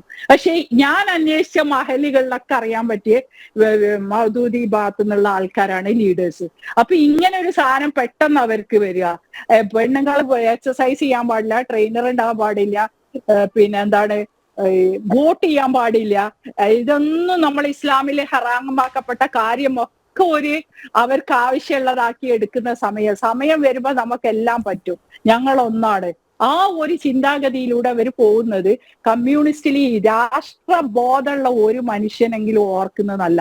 നമ്മളെ കുട്ടികൾക്ക് രാഷ്ട്രബോധം വളർത്തിയെടുക്കാൻ വേണ്ടി ഓരോ ഇന്ത്യക്കാരനും ഹിന്ദു മുസ്ലിം എന്ന് ആലോചിക്കാതെ കുട്ടികളെ നമ്മൾ ശ്രദ്ധിക്കണം. കാരണം നമ്മളെ പോലെ സുന്ദരമായി ജീവിക്കുന്ന ഒരു രാഷ്ട്രം ലോകത്തില്ല. ചുറ്റിലും നമ്മൾ കാണുന്നുണ്ട് ഇസ്ലാമിനോട് അടി കൂടുന്നത്. അവിടെയുള്ള ബാക്കി ജാതിക്കാരെ അവര് തീർക്കുകയാണ്. ഇപ്പൊ എല്ലാ സ്ഥലത്തും സിറിയന്ന് ഓടിച്ചു കളഞ്ഞ മുസ്ലിമിനെ, അല്ലാതെ ഇവിടുത്തെ സംഖ്യയിലല്ല, സിറിയയിലെ അസദൊന്നും സംഖ്യയായിരുന്നില്ല. അപ്പൊ ഈ ഒരു രാഷ്ട്രബോധം ഇല്ലാത്തോടത്തോളം കാലം അതുണ്ടാവും. അത് കൂടുതലുള്ളത് എന്റെ മലബാറിൽ തന്നെയാണ്. വിദ്യാഭ്യാസം കൂടിപ്പോയതുകൊണ്ടും പണം കൂടിപ്പോയതുകൊണ്ടുള്ള കുഴപ്പമാണെന്ന് മാത്രമേ ഞാൻ പറയുള്ളൂ. കാരണം അവര് പഠിച്ച ആ വിദ്യാഭ്യാസത്തില് അവര് സംസ്കാരത്തെ പറ്റിയല്ല, രാഷ്ട്രത്തിനെ പറ്റിയല്ല. എന്റെ രാഷ്ട്രമാണ് എനിക്ക് വലുത് എന്ന് ഇവരാരും പഠിപ്പിച്ചിട്ടില്ല. നമ്മളെ ആരും പഠിപ്പിച്ചില്ല. നമ്മളെ ഈ ഇസ്ലാമാണ് വലുത്, അത് സ്വർഗത്ത് പോണോ, 72 ഹൂറികളെ കാത്തിരിക്കണ ഈ മതമാണ് അവസാനമല്ലോ, എല്ലാത്തിന്റെയും അവസാനം, ബാക്കി എല്ലാം ഫ്രോഡാണ്, കാഫിറാണെന്ന് പറയുന്ന ഈ സ്വഭാവം പഠിപ്പിച്ചു കൊടുത്ത കുട്ടികളുടെ ഇടയിലാണ് നമ്മളെ കുട്ടികളും വളരുന്നത് എന്നുള്ള നമ്മൾ ഓരോ രക്ഷിതാക്കളും ഓർക്കല്ലാതെ ഇതിനൊന്നും നമുക്ക് ഒരു സംഗതി ഇനിയുള്ള കാലം കണ്ടെത്താൻ പറ്റില്ല. കോസിനെ ട്രീറ്റ് ചെയ്യുക, that is only we can do. Okay, വളരെ പ്രസക്തമായ ചില പോയിന്റുകളാണ് നുസ്രത്ത് ജഹാൻ മുന്നോട്ട് വെച്ചത്. യുവരാജ് ഗോകുൽ, ഈ മെക്സവൻ വിമർശനങ്ങളിൽ നിന്ന് AP വിഭാഗം പിന്മാറിയ കാര്യങ്ങളാണ് നുസ്രത്ത് ജഹാൻ വിശദീകരിച്ചത്. അതിൽ നുസ്രത്ത് എടുത്തു പറഞ്ഞൊരു സംഗതി എന്ന് പറയുന്നത് ഈ മൗദൂദികളും സുന്നികളുമൊക്കെ എങ്ങനെ ഒറ്റക്കെട്ടായി രംഗത്ത് വരുന്നു, അതിൻ്റെ വളരെ കൃത്യമായ കാര്യം എന്ന് പറയുന്നത് നരേന്ദ്രമോദി വിരോധമാണ്. അങ്ങനെ കണക്കാക്കാമോ ഈ ഒരു പിന്മാറ്റത്തിൽ നിന്ന്? അല്ല, ഇതിനകത്ത് 2 പോയിൻ്റായിട്ട് മറുപടി പറയണം കേട്ടോ. ഒന്ന്, ഇപ്പം നിങ്ങൾ ഉന്നയിച്ച ചോദ്യത്തിൽ അതിനുശേഷം ജയരാജ് സാർ പറഞ്ഞ പോയിന്റിലേക്കും പോകേണ്ടതുണ്ട്. ഒന്നെന്ന് പറഞ്ഞാൽ ശ്രീമതി നുസ്രത്ത് ജഹാൻ പറഞ്ഞതിനെ നമുക്ക് പൂർണ്ണമായിട്ട് തള്ളിക്കളയാൻ കഴിയില്ല. കാര്യം എന്താണെന്ന് വെച്ച് കഴിഞ്ഞാൽ, ഇപ്പോൾ ഈ പാകിസ്ഥാൻ ഫോർമേഷൻ സമയത്ത് ഈ സുന്നി ഷിയ അഹമ്മദിയ വിഭാഗം എന്ന് പറയുന്നത് പരസ്പരം മുഖത്ത് നോക്കാത്ത വിഭാഗമാണ്. ഇപ്പോൾ നുസ്രത്ത് ജഹാൻ പറഞ്ഞതുപോലെ തന്നെ ഒരു സലാം പറഞ്ഞാൽ മടക്കാത്ത വിഭാഗങ്ങളാണ് പരസ്പരം. നമുക്കറിയാം ലോകത്തിൽ തന്നെ ഈ പറയുന്ന ഇറാനും പാകിസ്ഥാനും ഒക്കെ തമ്മിൽ തന്നെ രണ്ട് ചേരിയിലും 2 തട്ടിലുമാണ് നിൽക്കുന്നത്. ഷിയ സുന്നി പോരാട്ടങ്ങളാണ് അവിടെ നടക്കുന്നത്. അപ്പോൾ 47 പാകിസ്ഥാൻ ഫോർമേഷൻ സമയത്ത് പക്ഷേ അങ്ങനെയൊന്നും ആയിരുന്നില്ല. ഒരു കോമൺ കോസിന് വേണ്ടിയിട്ട് എല്ലാവരും ഒരുമിച്ച് വരികയും ഒരുമിച്ച് നിൽക്കുകയും ചെയ്യുന്ന സാഹചര്യം ഉണ്ടായി. പക്ഷേ ഇപ്പോൾ എന്താണ് വിഷയം എന്ന് ചോദിച്ചു കഴിഞ്ഞാൽ, ഈ പറയുന്ന ഷിയകളെയും അഹമ്മദികളെയൊക്കെ പാകിസ്ഥാനിൽ വിശേഷിപ്പിക്കപ്പെടുന്നത് KNONWN നോൺ മുസ്ലിംസ്, അറിയപ്പെടുന്ന മുസ്ലിംസ് എന്ന് മാറും. മുസ്ലിംസ് എന്നറിയപ്പെടുന്നു എന്നുള്ളത് മാത്രമാണ്, അത് മുസ്ലിംസ് അല്ല, മുസ്ലിംസ് എന്നറിയപ്പെടുന്നു എന്നുള്ളത് മാത്രം, ആ രീതിയിൽ മാത്രമാണ്. അപ്പോൾ അവരവരുടെ ഒരു കാര്യം സാധിച്ചെടുത്ത് കഴിഞ്ഞപ്പോൾ വീണ്ടും പഴയ അവസ്ഥയിലേക്ക് പോയി എന്ന് പറയുന്ന പോലെ തന്നെയാണ്. ഇപ്പോൾ ഭാരതത്തിലേക്ക് വന്നു കഴിഞ്ഞാൽ തീർച്ചയായിട്ടും നരേന്ദ്രമോദി എന്ന് പറയുന്ന ഒരു ഭരണാധികാരിക്കെതിരായിട്ടുള്ളൊരു യുദ്ധപ്രഖ്യാപനം ഉണ്ടായിട്ടുണ്ട്. അപ്പോൾ പരസ്പരമുള്ള ഡിഫറൻസുകൾ മാറ്റി വെച്ചിട്ട് ഒരുമിച്ച് വരിക എന്ന് പറയുന്ന ഒരു പൊളിറ്റിക്കൽ അജണ്ടയിലേക്ക് അവർ പോയിട്ടുണ്ട്. അവർ പോകാനുള്ള സ്വാതന്ത്ര്യം അവർക്കുണ്ട്. ഇന്ത്യയിൽ ഏതൊരു വിഭാഗത്തിനും അവർക്ക് അനുകൂലമായിട്ടുള്ള തരത്തിലുള്ള രാഷ്ട്രീയമായിട്ട് നിലപാടുകൾ എടുക്കാനും അഭിപ്രായ വ്യത്യാസങ്ങളുണ്ടെങ്കിൽ അതൊക്കെ മാറ്റി വെച്ച് യോജിക്കാനും ഒക്കെ ഉള്ള സ്വാതന്ത്ര്യം ഉണ്ടാകുന്നു, ഒന്നും ഇല്ല എന്ന് പറയുന്നില്ല. പക്ഷേ ചൂണ്ടിക്കാണിച്ചു എന്നുള്ളതേ ഉള്ളൂ, അത്തരത്തിലുള്ളൊരു സാഹചര്യം ഉണ്ട്. രണ്ടാമത്തെ കാര്യം എന്ന് പറഞ്ഞു കഴിഞ്ഞാൽ ശ്രീ ജയരാജ് സാറ് പറഞ്ഞത്, ഇപ്പോൾ നമ്മുടെ ഇവിടുത്തെ ചർച്ചയുടെ പ്രധാന ടോപ്പിക് എന്ന് പറയുന്നത് മെക്സവണിനെ CPM പേടിയോ എന്നുള്ളതാണ്. അല്ലാണ്ട് ഇപ്പോൾ ഇസ്ലാം മുസ്ലിം വിഭാഗത്തിന് ഇപ്പോൾ അതിനകത്ത് ഈ മെക്സവണിൽ പോയിട്ട് പറയുന്ന വ്യായാമങ്ങളിൽ പങ്കെടുക്കുന്ന ആൾക്കാർ മുഴുവനെയും നമുക്ക് റാഡിക്കൽ ഇസ്ലാമിൻ്റെ ഭാഗമാണ്, അല്ലെങ്കിൽ അവർ തീവ്രവാദികളാണെന്നൊക്കെ കുറ്റപ്പെടുത്തുന്നതിനകത്തൊന്നും യാതൊരു അർത്ഥമുണ്ട് എന്ന് ഞാൻ വിശ്വസിക്കുന്നില്ല. കാരണം അതിനകത്തുള്ള ബഹുഭൂരിപക്ഷം ആൾക്കാരും വ്യായാമം എന്ന് പറയുന്ന ഒരു ഉദ്ദേശത്തോടു കൂടി മാത്രം പോകുന്ന സാധാരണ മനുഷ്യരുമായിരിക്കും. അപ്പോൾ നമ്മൾ അതിനെ മാറ്റി നിർത്തി വേണം നമ്മൾ അതിനകത്ത് സംസാരിക്കാൻ വേണ്ടിയിട്ട്. പക്ഷേ ഇത്തരത്തിലൊരു കൂട്ടായ്മ ഡെവലപ്പ് ചെയ്തുകൊണ്ട് വരുന്നതിന് പിറകിൽ ചില ദുഷ്ടശക്തികളുടെ അല്ലെങ്കിൽ ഏതെങ്കിലും റാഡിക്കൽ ഫോഴ്സസിൻ്റെ കൈയുണ്ടോ ഇല്ലയോ എന്നുള്ളതിലേക്കാണ് നമ്മൾ പോകേണ്ടത്. നോക്കൂ, AP സുന്നി വിഭാഗം ഇവിടെ നിലപാട് മാറ്റുന്ന സാഹചര്യം ഉണ്ടായി. P മോഹനൻ മാസ്റ്റർ തൻ്റെ നിലപാട് ഡൈല്യൂട്ട് ചെയ്യുന്ന സാഹചര്യവും ഉണ്ടായി. അപ്പോൾ തീർച്ചയായിട്ടും ഒരു സാധാരണ ഒരു കൂട്ടായ്മയെ പുറത്ത് നിന്ന് ഇപ്പോൾ AP വിഭാഗം നിലപാട് പറഞ്ഞിരിക്കുന്നത് എന്താണ്? തങ്ങൾ അതിനെതിരെ അല്ല പറഞ്ഞത്, സ്ത്രീകളെ പ്രദർശിപ്പിക്കുന്നതിന്. അത് തന്നെ ഒരു പിന്തിരിപ്പൻ ചിന്താഗതിയാണ്. സ്ത്രീകൾ എന്താ പ്രദർശന വസ്തുക്കളാണോ? സ്ത്രീകളെ പ്രദർശിപ്പിക്കുന്നതിനെതിരെയാണ് എന്നൊക്കെ പറയും. അപ്പോൾ അങ്ങനെ ഉരുണ്ടു മാറാൻ വേണ്ടിയിട്ട് AP സുന്നി വിഭാഗത്തിനെ പ്രേരിപ്പിക്കുന്ന ഒരു ഘടകം. അതാണ് ഞാൻ നേരത്തെ പറഞ്ഞത്. ഏതോ ഒരു ബ്രിഡ്ജ് അങ്ങോട്ടേക്ക് വർക്ക് ചെയ്തിട്ടുണ്ട്. മോഹനൻ മാസ്റ്ററുടെ നിലപാടിനെ ഡൈല്യൂട്ട് ചെയ്യുന്നതിനകത്തേക്കും അത് വന്നിട്ടുണ്ട്. ഇവിടെ നമുക്ക് CPM പരിപൂർണമായിട്ടും വിശ്വസിക്കുവാൻ സാധിക്കില്ല. ഇപ്പോൾ ശ്രീ ജയരാജ് സാറ് പറഞ്ഞ ഒരു കാര്യം എന്ന് പറഞ്ഞു കഴിഞ്ഞാൽ CPM നല്ല ധാരണയുണ്ട്. റാഡിക്കൽ ഇസ്ലാമുമായിട്ട് കൈകോർത്ത് കഴിഞ്ഞാൽ റാഡിക്കൽ ഇസ്ലാം ഇടതുപക്ഷത്തിന് വിഴുങ്ങുക മാത്രമാണ് ചെയ്തിട്ടുള്ളത്. ചരിത്രം പരിശോധിച്ചാൽ അങ്ങനെയാണ്. അപ്പോൾ അതുകൊണ്ട് ഞങ്ങൾ അങ്ങനെ ചെയ്യില്ല എന്നൊക്കെയാണ് അദ്ദേഹം പറയുന്നത്. എൻ്റെ പൊന്ന് സാറേ, നിങ്ങൾ അതിനകത്ത് ജമാഅത്തെ ഇസ്ലാമിയുടെയും പോപ്പുലർ ഫ്രണ്ടിൻ്റെ പേരാണ് എടുത്തു പറഞ്ഞത്. നിങ്ങൾ ജമാഅത്തെ ഇസ്ലാമിയുമായിട്ട് 2015 വളരെ ഓപ്പണായിട്ട് അലയൻസ് ഉണ്ടാക്കി കേരളത്തിൽ തിരഞ്ഞെടുപ്പ് നേരിട്ട ആൾക്കാരാണ്.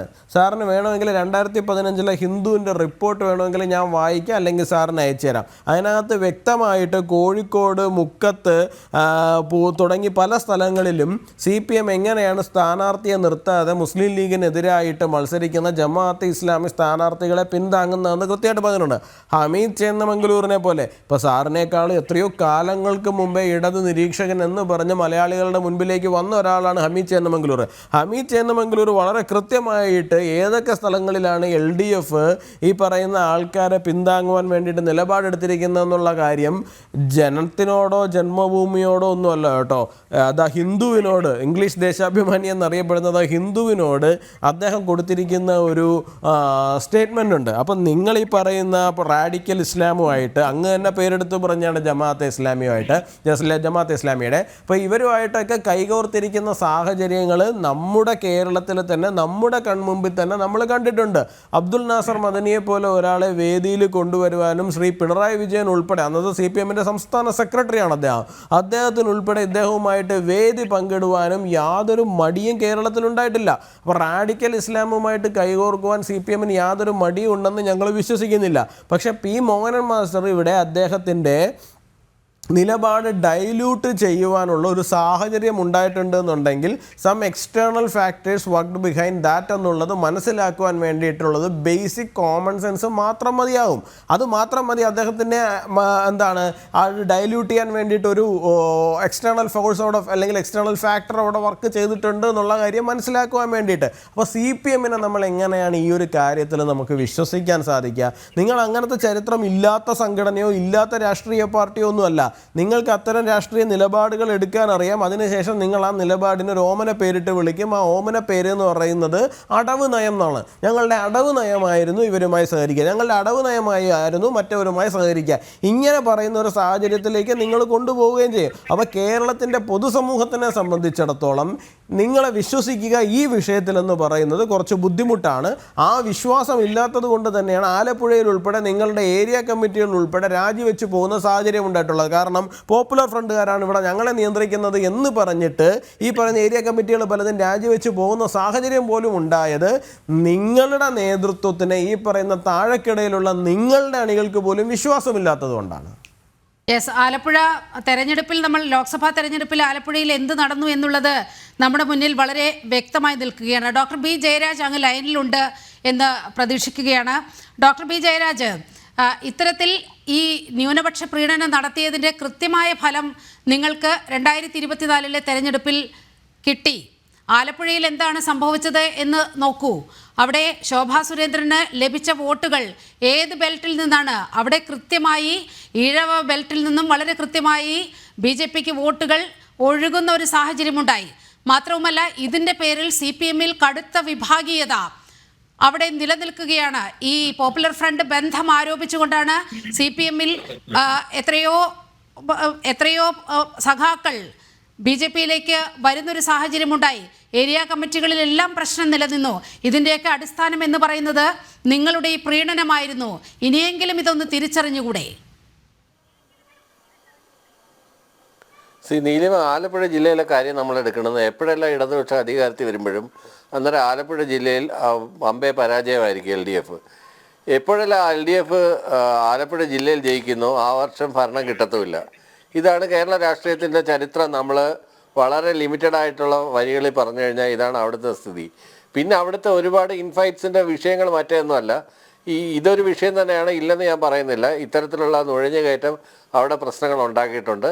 അതുകൊണ്ടാണ് ഇത്തരത്തിലുള്ള നുഴഞ്ഞുകയറ്റങ്ങളെ പൂർണ്ണമായിട്ടും ഒഴിവാക്കാൻ വേണ്ടിയിട്ട് അവരുമായിട്ട് യാതൊരു ബന്ധവും ഇല്ല എന്ന് പറഞ്ഞ് ഒഴിവാക്കിയത്, അവരെ പൂർണ്ണമായിട്ട് ഒഴിവാക്കിയത്. അതായത് അവരുടെ വോട്ട് വേണ്ട എന്ന് പരസ്യമായി പറഞ്ഞുകൊണ്ടൊരു നിലപാടെടുക്കാനുള്ള കാരണം ഒക്കെ ഇതുകൊണ്ട് തന്നെയാണ്. അതുകൊണ്ടാണ് മറ്റു മാധ്യമങ്ങൾ ചൂണ്ടിക്കാണിക്കുന്നതിന് മുമ്പേ, മറ്റ് സംഘടനകൾ ചൂണ്ടിക്കാണിക്കുന്നതിന് മുമ്പേ, മറ്റാരും ചൂണ്ടിക്കാണിക്കുന്നതിന് മുമ്പേ വളരെ കൃത്യമായിട്ട് പറഞ്ഞത് പിന്നെ ഇത്തരത്തിലുള്ള നുഴഞ്ഞുകയറ്റങ്ങൾ നടക്കുന്നുണ്ട് ഈ സംഘടനയ്ക്കകത്തെന്ന്. പക്ഷേ അതിനകത്ത് അദ്ദേഹം ഡൈല്യൂട്ട് ചെയ്തതൊന്നുമില്ല. അതൊരു പൊതുവേദിയിൽ അദ്ദേഹം നടത്തിയ പ്രസംഗവും അതിനുശേഷം പത്രക്കാർക്ക് കൊടുത്ത ഇൻ്റർവ്യൂ ആണ് നമ്മൾ ഈ കമ്പയർ ചെയ്ത് പറയുന്നത്. പത്രക്കാർക്ക് കൊടുത്ത ഇൻ്റർവ്യൂവിൽ അദ്ദേഹം പറഞ്ഞത് എന്താണ്? മെക്സവനെ കുറിച്ച് ഞാൻ എതിരായിട്ടൊന്നും പറഞ്ഞിട്ടില്ല. മെക്സവനകത്ത് നുഴഞ്ഞുകയറ്റം നടന്നിട്ടുണ്ടെന്ന് പറയുന്നതും മെക്സവൻ മുഴുവൻ കുഴപ്പമെന്ന് പറയുന്നതും രണ്ടാണ്. ഇപ്പോൾ യുവരാജ് തന്നെ എനിക്ക് മുമ്പ് പറഞ്ഞു മെക്സവനകത്ത് ഇതേണക്കൊല്ല സാധാരണക്കാരായുള്ള ജനങ്ങൾ ഒരുപാട് പേര് വരുന്നുണ്ടാവും, ഇതിൻ്റെ ആസൂത്രണത്തിനകത്ത് ചില ആളുകൾ കടന്നു കയറിയിട്ടുണ്ടാവും. ഇതേ കാര്യം തന്നെയാണ് പറഞ്ഞത്. ഇതേ കാര്യം തന്നെയാണ് മോഹനമാഷ് പറഞ്ഞത്. ഇത്തരത്തിലുള്ള മിസ്ക്രിയൻസ് അല്ലെങ്കിൽ ഇത്തരത്തിലുള്ള ഭീകരവാദികൾ, ഇത്തരത്തിലുള്ള ഫണ്ടമെൻ്റലിസ്റ്റുകൾ ഇതിനകത്ത് നുഴഞ്ഞു കയറിയിട്ടുണ്ട്. ചില വാട്സപ്പ് ഗ്രൂപ്പുകൾ പരിശോധിച്ചപ്പോൾ കാണാൻ കഴിഞ്ഞു. അത് പൊതുബോധത്തിൽ വേണം. ഇത്തരം ആളുകളെ സ്ക്രീൻ ഔട്ട് ചെയ്ത്, ഇത്തരം ആളുകളെ വീഡ് ഔട്ട് ചെയ്ത് കളയണം എന്നാണ് അദ്ദേഹം ഉദ്ദേശിച്ചത്. അല്ലാതെ അതിനകത്ത് ഒഴുക്കൻ സമീപനമൊന്നും എടുത്തിട്ടില്ല. ആ സമീപനം, അന്ന് എടുത്ത സമീപനം, ഈ ഒക്ടോബറിലെടുത്ത സമീപനവും ഈ പത്രക്കാർക്ക് കൊടുത്ത അഭിമുഖത്തിലെ രീതി ഒന്ന് തന്നെയാണ്. ഒരു പൊതുപ്രസംഗത്തിൽ പറയുന്ന അത്ര തീവ്രതയോടുകൂടി പത്രക്കാരോട് പറഞ്ഞില്ലെന്നേ ഉള്ളൂ. അതുകൊണ്ട് അതൊരു ഒഴുക്കൻ സമീപനമാണെന്ന് നമുക്ക് വായിച്ചെടുക്കാനൊന്നും പറ്റത്തില്ല. കണ്ടന്റ് എന്ന് പറയുന്നത് വളരെ ക്ലിയർ ആണ്. ആ പൊതുസമൂഹം നടത്തിയ പ്രസംഗത്തിൽ പറഞ്ഞതും പത്രക്കാരോട് പറഞ്ഞ ഈ കണ്ടന്റും വളരെ ക്രിസ്റ്റൽ ക്ലിയർ ആണ്. അതിനകത്ത് യാതൊരു സംശയമില്ലാത്ത കാര്യമാണ്. പിന്നെ അതുപോലെ തന്നെ ഈ ഇത്തരത്തിലുള്ള ഈ വിവിധ വിഭാഗങ്ങളെക്കുറിച്ച് പറയുമ്പം എല്ലാ ജാതി മതങ്ങളിലും ഇത്തരത്തിലുള്ള എല്ലാ മതസ്ഥരിലും ഇത്തരത്തിലുള്ള അവാന്തര വിഭാഗങ്ങളുണ്ട്. കേരളത്തിൻ്റെ തന്നെ ചരിത്രം എടുത്തു കഴിഞ്ഞാൽ നമുക്കറിയാമല്ലോ, തൊട്ടുകൂടാത്തവർ, തീണ്ടിക്കൂടാത്തവർ, ദൃഷ്ടിയിൽപ്പെട്ടാലും ദോഷമുള്ളവർ എന്ന് കുമാരനാശാൻ ഹൃദയവേദനയോടുകൂടി എഴുതിയ ഒരു കേരളത്തിലാണല്ലോ നമ്മൾ നിൽക്കുന്നത്. ഇപ്പോഴും അതിനകത്ത് വലിയ വ്യത്യാസമൊന്നും വന്നിട്ടില്ല. ശ്രീനാരായണ ഗുരു എന്തൊക്കെ സാമൂഹിക പരിഷ്കരണ പ്രവർത്തനങ്ങൾ ഇവിടെ നടത്തിയെങ്കിൽ പോലും അതൊന്നും വളരെയധികം സമൂഹത്തിൻ്റെ ആഴങ്ങളിലേക്ക് ഇറങ്ങി ചെന്നിട്ടില്ല. അതുകൊണ്ടാണ് ഇപ്പോഴും രാജ്യം ഭരിക്കുന്ന പാർട്ടി ഭരണഘടനയേക്കാൾ മുമ്പേ മനുസ്മൃതി ഉയർത്തിപ്പിടിക്കുമ്പോൾ മനുസ്മൃതി അല്ല, ഭരണഘടനയാണ് ഉയർത്തിപ്പിടിക്കേണ്ടതെന്ന് വീണ്ടും വീണ്ടും ഇടതുപക്ഷത്തിന് പറയേണ്ടതായിട്ട് വരുന്നത്. എവിടെയാണ് മനുസ്മൃതി ഉയർത്തിപ്പിടിച്ചുകൊണ്ട് കേന്ദ്ര സർക്കാർ പ്രവർത്തിക്കുന്നത്? അതിലൊരു ക്ലാരിഫിക്കേഷൻ കൊടുത്തു പോകാം. അല്ല, അദ്ദേഹം പറഞ്ഞാൽ എനിക്കറിയാം. ഞാനിതുവരെ മനുസ്മൃതി കണ്ടിട്ടില്ല, എനിക്കറിയില്ല. അപ്പോൾ അതുകൊണ്ട് ജയരാജ് സാറ് ഞങ്ങൾ മനുസ്മൃതി ഉയർത്തിപ്പിടിച്ച വേദി ഏതാണ്, മനുസ്മൃതിയിലുള്ള ഏത് കാര്യമാണ് ഞങ്ങൾ നടപ്പിലാക്കാൻ ശ്രമിക്കുന്നത് എന്ന് പറഞ്ഞു തന്നാൽ എനിക്ക് വലിയ സന്തോഷമുണ്ടായിരുന്നു. രണ്ടാമത്തെ കാര്യം എന്ന് പറഞ്ഞാൽ ശ്രീനാരായണ ഗുരുദേവൻ ഇവിടെ വന്നു, ശ്രീനാരായണ ഗുരുദേവൻ്റെ സന്ദേശങ്ങൾ താഴെത്തട്ടിൽ ഇറങ്ങിയിട്ടില്ല, കേരളത്തിലൊന്നും മാറിയിട്ടില്ല എന്നൊക്കെയാണ് അങ്ങ് പറയുന്നത്. 70 വർഷമായില്ലേ സാറേ കേരളം രൂപീകരിക്കപ്പെട്ടിട്ട്? 70 വർഷത്തോളം ആവുന്നില്ല. 1956 നമ്മൾ കേരളം രൂപീകരിക്കപ്പെട്ടത്. ഇതിനകത്ത് ഏറ്റവും കൂടുതൽ കാലം കേരളം ഭരിച്ചിരിക്കുന്നത് ഇടതുപക്ഷമല്ലേ? എന്നിട്ട് കേരളത്തിലൊന്നും മാറിയില്ലേ? സാറിന് ഇതൊക്കെ പറയാൻ വേണ്ടിയിട്ട് അല്പം നാണം തോന്നണ്ടേ സാറേ? പ്രബുദ്ധ കേരളം എന്ന് നിങ്ങൾ തന്നെയല്ലേ വിളിക്കുന്നത്? അതിനെ അങ്ങനെയല്ല നമ്മൾ വിലയിരുത്തേണ്ടത്. നമ്മൾ ഈ പറഞ്ഞ അന്ധവിശ്വാസങ്ങളോ അനാചാരങ്ങളോ അല്ല ഇപ്പോഴും ഏറിയും കുറഞ്ഞുമൊക്കെ പല സ്ഥലങ്ങളിലും നിലനിൽക്കുന്നുണ്ട്. ഇപ്പൊ തമിഴ്നാട്ടിലെ പോലെ ദുരഭിമാന കൊല വളരെ വേഗമായിട്ട് സ്ഥലങ്ങൾ ക്യൂബയും ചൈനയൊക്കെയാണ്. സ്വാതന്ത്ര്യം, ജനാധിപത്യം, സോഷ്യലിസം ഒക്കെ ഉണ്ട് എന്ന് പറഞ്ഞുള്ള അന്ധവിശ്വാസം, അനാചാരവും ഒക്കെ നിലനിൽക്കുന്നുണ്ടെങ്കിൽ അതങ്ങ് ക്യൂബയിലും ചൈനയിലും നോർത്ത് കൊറിയയിലും ഒക്കെ മാത്രമാണ്. വേറെ അങ്ങ് അതൊന്നും നിലനിൽക്കുന്നില്ല. അന്ധവിശ്വാസമൊക്കെ നാട്ടുകാർ തൂത്തെറിഞ്ഞിട്ട് കാലം കുറെ ആയി സാറേ. നമ്മൾ ഈ ഭാരതത്തിനെ കുറിച്ച് പറയുമ്പോൾ ക്യൂബയും ചൈനയും നോർത്ത് കൊറിയ അല്ല സാർ, ഇവിടെ നമ്മൾ മെക്സിക്കോനെ കുറിച്ച് സംസാരിക്കുമ്പോൾ സാറിന് മനുസ്മൃതിയിലേക്ക് പോകാമെങ്കിൽ പിന്നെ എനിക്ക് മറ്റേതിലേക്ക് പോകുന്നതിന് എന്തെങ്കിലും തടസ്സമുണ്ടോ സാറേ? അല്ല സാർ, അതും കൂടെ ഒന്ന് പറഞ്ഞിട്ട് പോയി. മനുസ്മൃതി എവിടെ ഉയർത്തിപ്പിടിച്ച് അതും കൂടെ ഒന്ന് പറഞ്ഞിട്ട് പോയി. അല്ലല്ല, ഞാൻ ചോദിക്കുന്നതിന് സാർ ഉത്തരം പറഞ്ഞിട്ട് പോകും സാറേ. സാറാണ് പറഞ്ഞത്, ഞാനല്ല. മനുസ്മൃതി എവിടെ ഉയർത്തിപ്പിടിച്ചു ഒന്ന് പറഞ്ഞു തന്നെ സാറേ. CPM-ൻ്റെതായ രാഷ്ട്രീയം നാട്ടുകാരോട് പറയാനുണ്ടെങ്കിൽ സാർ അത് പോയി പറയുക. അല്ലാണ്ട് ഞങ്ങൾ ഇതാണ് ഉയർത്തിപ്പിടിക്കുന്നത്, ഞങ്ങൾ അതാണ് ഉയർത്തിപ്പിടിക്കുന്നതെന്ന് പറയാൻ വേണ്ടി നിങ്ങളെ ആരും ഏൽപ്പിച്ചിട്ടില്ല. അല്ലെങ്കിൽ നിങ്ങൾക്കത് പറയുവാൻ വേണ്ടിയിട്ട് ഫാക്ച്വൽ ആയിട്ടുള്ള എന്തെങ്കിലും കാര്യം ഉണ്ടാകണം. വളരെ കൃത്യമായിട്ട് പറഞ്ഞുതരാം. One nation one note one റിലീജിയനിലൊക്കെ പോകുന്നത് ഇത് തന്നെയാണ്. എവിടെയാണ് ഓൺ റിലീജിയൻ എന്ന് പറഞ്ഞത് സാറൊന്ന് പറഞ്ഞേ, ഞങ്ങൾക്ക് അറിയില്ലല്ലോ. അങ്ങോട്ടാണല്ലോ പോക്ക്. എങ്ങോട്ടാണ് പോക്ക്? അല്ല ഞാൻ ചോദിക്കട്ടെ, ഈ കമ്മ്യൂണിസം നടപ്പിലായ സ്ഥലങ്ങളിൽ മുഴുവൻ, അല്ലല്ല ഞാൻ ചോദിക്കട്ടെ, കമ്മ്യൂണിസം നടപ്പിലായ സ്ഥലങ്ങളിൽ ഒരിടത്തും ഇലക്ഷൻ പോലും ഇല്ലാണ്ട് ഒരൊറ്റ ഗവൺമെന്റ്, ഒരൊറ്റ ഭരണാധികാരി എന്നുള്ള പറയുന്ന അവസ്ഥയിലേക്ക് പോവുകയാണ്. അത് നിങ്ങളുടെ നയമാണ്. ഞങ്ങൾക്ക് അങ്ങനത്തെ നയമൊന്നുമില്ല. ഞങ്ങൾക്ക് അങ്ങനത്തെ നയമൊന്നുമില്ല. ഇത് ഇന്ത്യയുടെ സെക്യുലർ ഫാബ്രിക്കിനെ എവിടെ വലിച്ചു കീറി എന്ന് പറഞ്ഞാൽ ബാബറി മസ്ജിദ് തകർത്തപ്പോഴാണ് വലിച്ചു കീറപ്പെട്ടത്. അയ്യോ, ബാബറി മസ്ജിദ് അവിടെ തനിയെ പൊട്ടിമുളച്ചു വന്നൊന്നുമല്ലോ. ബാബറി മസ്ജിദ് അവിടെ തനിയെ പൊട്ടിമുളച്ചു വന്നൊന്നുമല്ലോ. ബാബറി മസ്ജിദ് കേസിനകത്ത് നിങ്ങൾക്ക് എന്തെങ്കിലും പറയാനുണ്ടായിരുന്നു എന്നുണ്ടെങ്കിൽ നിങ്ങൾ കോടതിയിൽ പോയിട്ട് പറയണമായിരുന്നു. മനസ്സിലായോ? നിങ്ങളത് കോടതിയിൽ പോയിട്ട് ബോധിപ്പിക്കണമായിരുന്നു. അതിനുശേഷം ഇവിടെ വന്നിരുന്ന് രോധിക്കുകയല്ല വേണ്ടത്. നിങ്ങൾക്ക് ബാബറി മസ്ജിദ് കേസിൽ എന്തെങ്കിലും പറയാനുണ്ടെങ്കിൽ നിങ്ങൾ അവിടെ പോകണമായിരുന്നു. പിന്നെ ജയരാജ് സാറെ, നിങ്ങൾക്ക് മോഹനം മാസ്റ്ററുടെ വീഴ്ചയും മോഹനം മാസ്റ്ററുടെ ഉരുളലും മെക്സവൻ വിഷയത്തിൽ CPM സ്വീകരിച്ചിരിക്കുന്ന ഈ സോ കോൾഡ് അടവ് നയമൊക്കെ ന്യായീകരിക്കാൻ ബുദ്ധിമുട്ടുണ്ട് എന്നുണ്ടെങ്കിൽ നിങ്ങൾ ഇനി അടുത്ത ഗർഭിണി, ശൂലം, ഭ്രൂണം ഓരോയിടത്തേക്കായിട്ട് ഓടി തുടങ്ങിക്കോന്നേ. നിങ്ങളിങ്ങനെ ഓരോ ഖണ്ഡങ്ങൾ വഴി കണ്ടെത്തി അതുവഴി ഓടാൻ തുടങ്ങിക്കോന്നേ. ഞങ്ങൾക്ക് യാതൊരു ബുദ്ധിമുട്ടുമില്ല. പക്ഷെ നിങ്ങൾക്ക് ഈ വിഷയത്തിൽ നിങ്ങൾക്ക് ന്യായീകരിക്കാൻ പറ്റാത്തത് കൊണ്ടാണ് എന്ന് നിങ്ങൾ സമ്മതിച്ചതിന് ശേഷം നിങ്ങൾ വിഷയം മാറ്റി വേറെ വല്ലയിടത്തേക്കൊക്കെ പോകാൻ വേണ്ടിയിട്ട് ശ്രമിക്കണം. അതും കൂടി ഓർമ്മിപ്പിക്കുകയാണ്. ഓക്കെ, ജയരാജ്. ഇതിനകത്ത് വിഷയം മാറ്റി വേറെ അതായത് ഈ വിഷയത്തിൽ ഒന്നേ ചോദിക്കുന്നുള്ളൂ, മെക്സവനോട് നിങ്ങളുടെ നിലപാട് എന്താണ്? BJP വളരെ കൃത്യമായി മെക്സവനെ പരിപൂർണമായും പിന്തള്ളിക്കൊണ്ട് അത് ഒരു തരത്തിലും അംഗീകരിക്കാൻ കഴിയില്ല, അത് സംശയാസ്പദമാണ്, അതിന്റെ പ്രവർത്തനങ്ങൾ ഇന്ന് അടിവരയിട്ട് വ്യക്തമാക്കിയിട്ടുണ്ട്. കോൺഗ്രസ് ആണെങ്കിൽ വി കെ ശ്രീകണ്ഠൻ ആ മെക്സവൻ യൂണിറ്റിന്റെ ഉദ്ഘാടനത്തിന് പോകുന്നു. വളരെ ക്രിസ്റ്റൽ ക്ലിയർ ആയി നടക്കുന്ന ഒരു സംവിധാനമാണ് മെക്സവൻ എന്ന് പറഞ്ഞു വെക്കുന്നു. നിങ്ങളുടെ നിലപാട് എന്താണ് ഇക്കാര്യത്തിൽ? ഞങ്ങളുടെ നിലപാട് വളരെ കൃത്യമായിട്ട് മോഹനമാഷ് പറഞ്ഞില്ലേ. മെക്സവനകത്ത് ചില നുഴഞ്ഞുകയറ്റങ്ങൾ നടന്നിട്ടുണ്ട്. അത് പൊതുസമൂഹത്തിന്റെ മുന്നിൽ ചർച്ചയായി കൊണ്ടുവരണം. അതുകൊണ്ടാണ് നുഴഞ്ഞുകയറ്റങ്ങൾ ഉണ്ട് എന്ന് നിങ്ങൾ പരിപൂർണമായും വിശ്വസിക്കുന്ന ഒരു സംഘടനയെ എങ്ങനെയാണ് നിങ്ങൾക്ക് വെള്ളപൂശാൻ കഴിയുക? പിന്നെ ഇപ്പോഴും നുഴഞ്ഞുകയറ്റം സംശയം. ആരും വെള്ളപൂശാനൊന്നും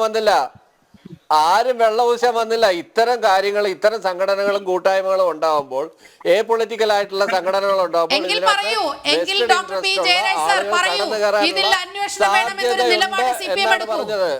എങ്കിൽ ഇതിലൊരു നിലപാടെടുക്കൂ, ഇതിലൊരു അന്വേഷണം വേണമെന്ന നിലപാട് CPM എടുക്കൂ. അതിന് പറ്റുമോ? സെൻട്രൽ ഇന്റലിജൻസ് അന്വേഷിക്കും, സ്റ്റേറ്റ് ഇന്റലിജൻസ് നടക്കും, സെൻട്രൽ ഇന്റലിജൻസ് നടത്തും, സ്റ്റേറ്റ് പോലീസ് ഇതിനെ കുറിച്ച് അന്വേഷണം നടത്തും. എല്ലാ രീതിയിലുള്ള സമഗ്രമായ അന്വേഷണങ്ങളും നടക്കും. ഇന്നല്ലെങ്കിൽ നാളെ ചെമ്പ് വെളിയിലാവും.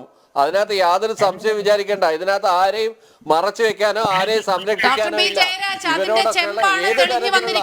ഭൂരിപക്ഷ ന്യൂനപക്ഷ വർഗീയതയാണെങ്കിലും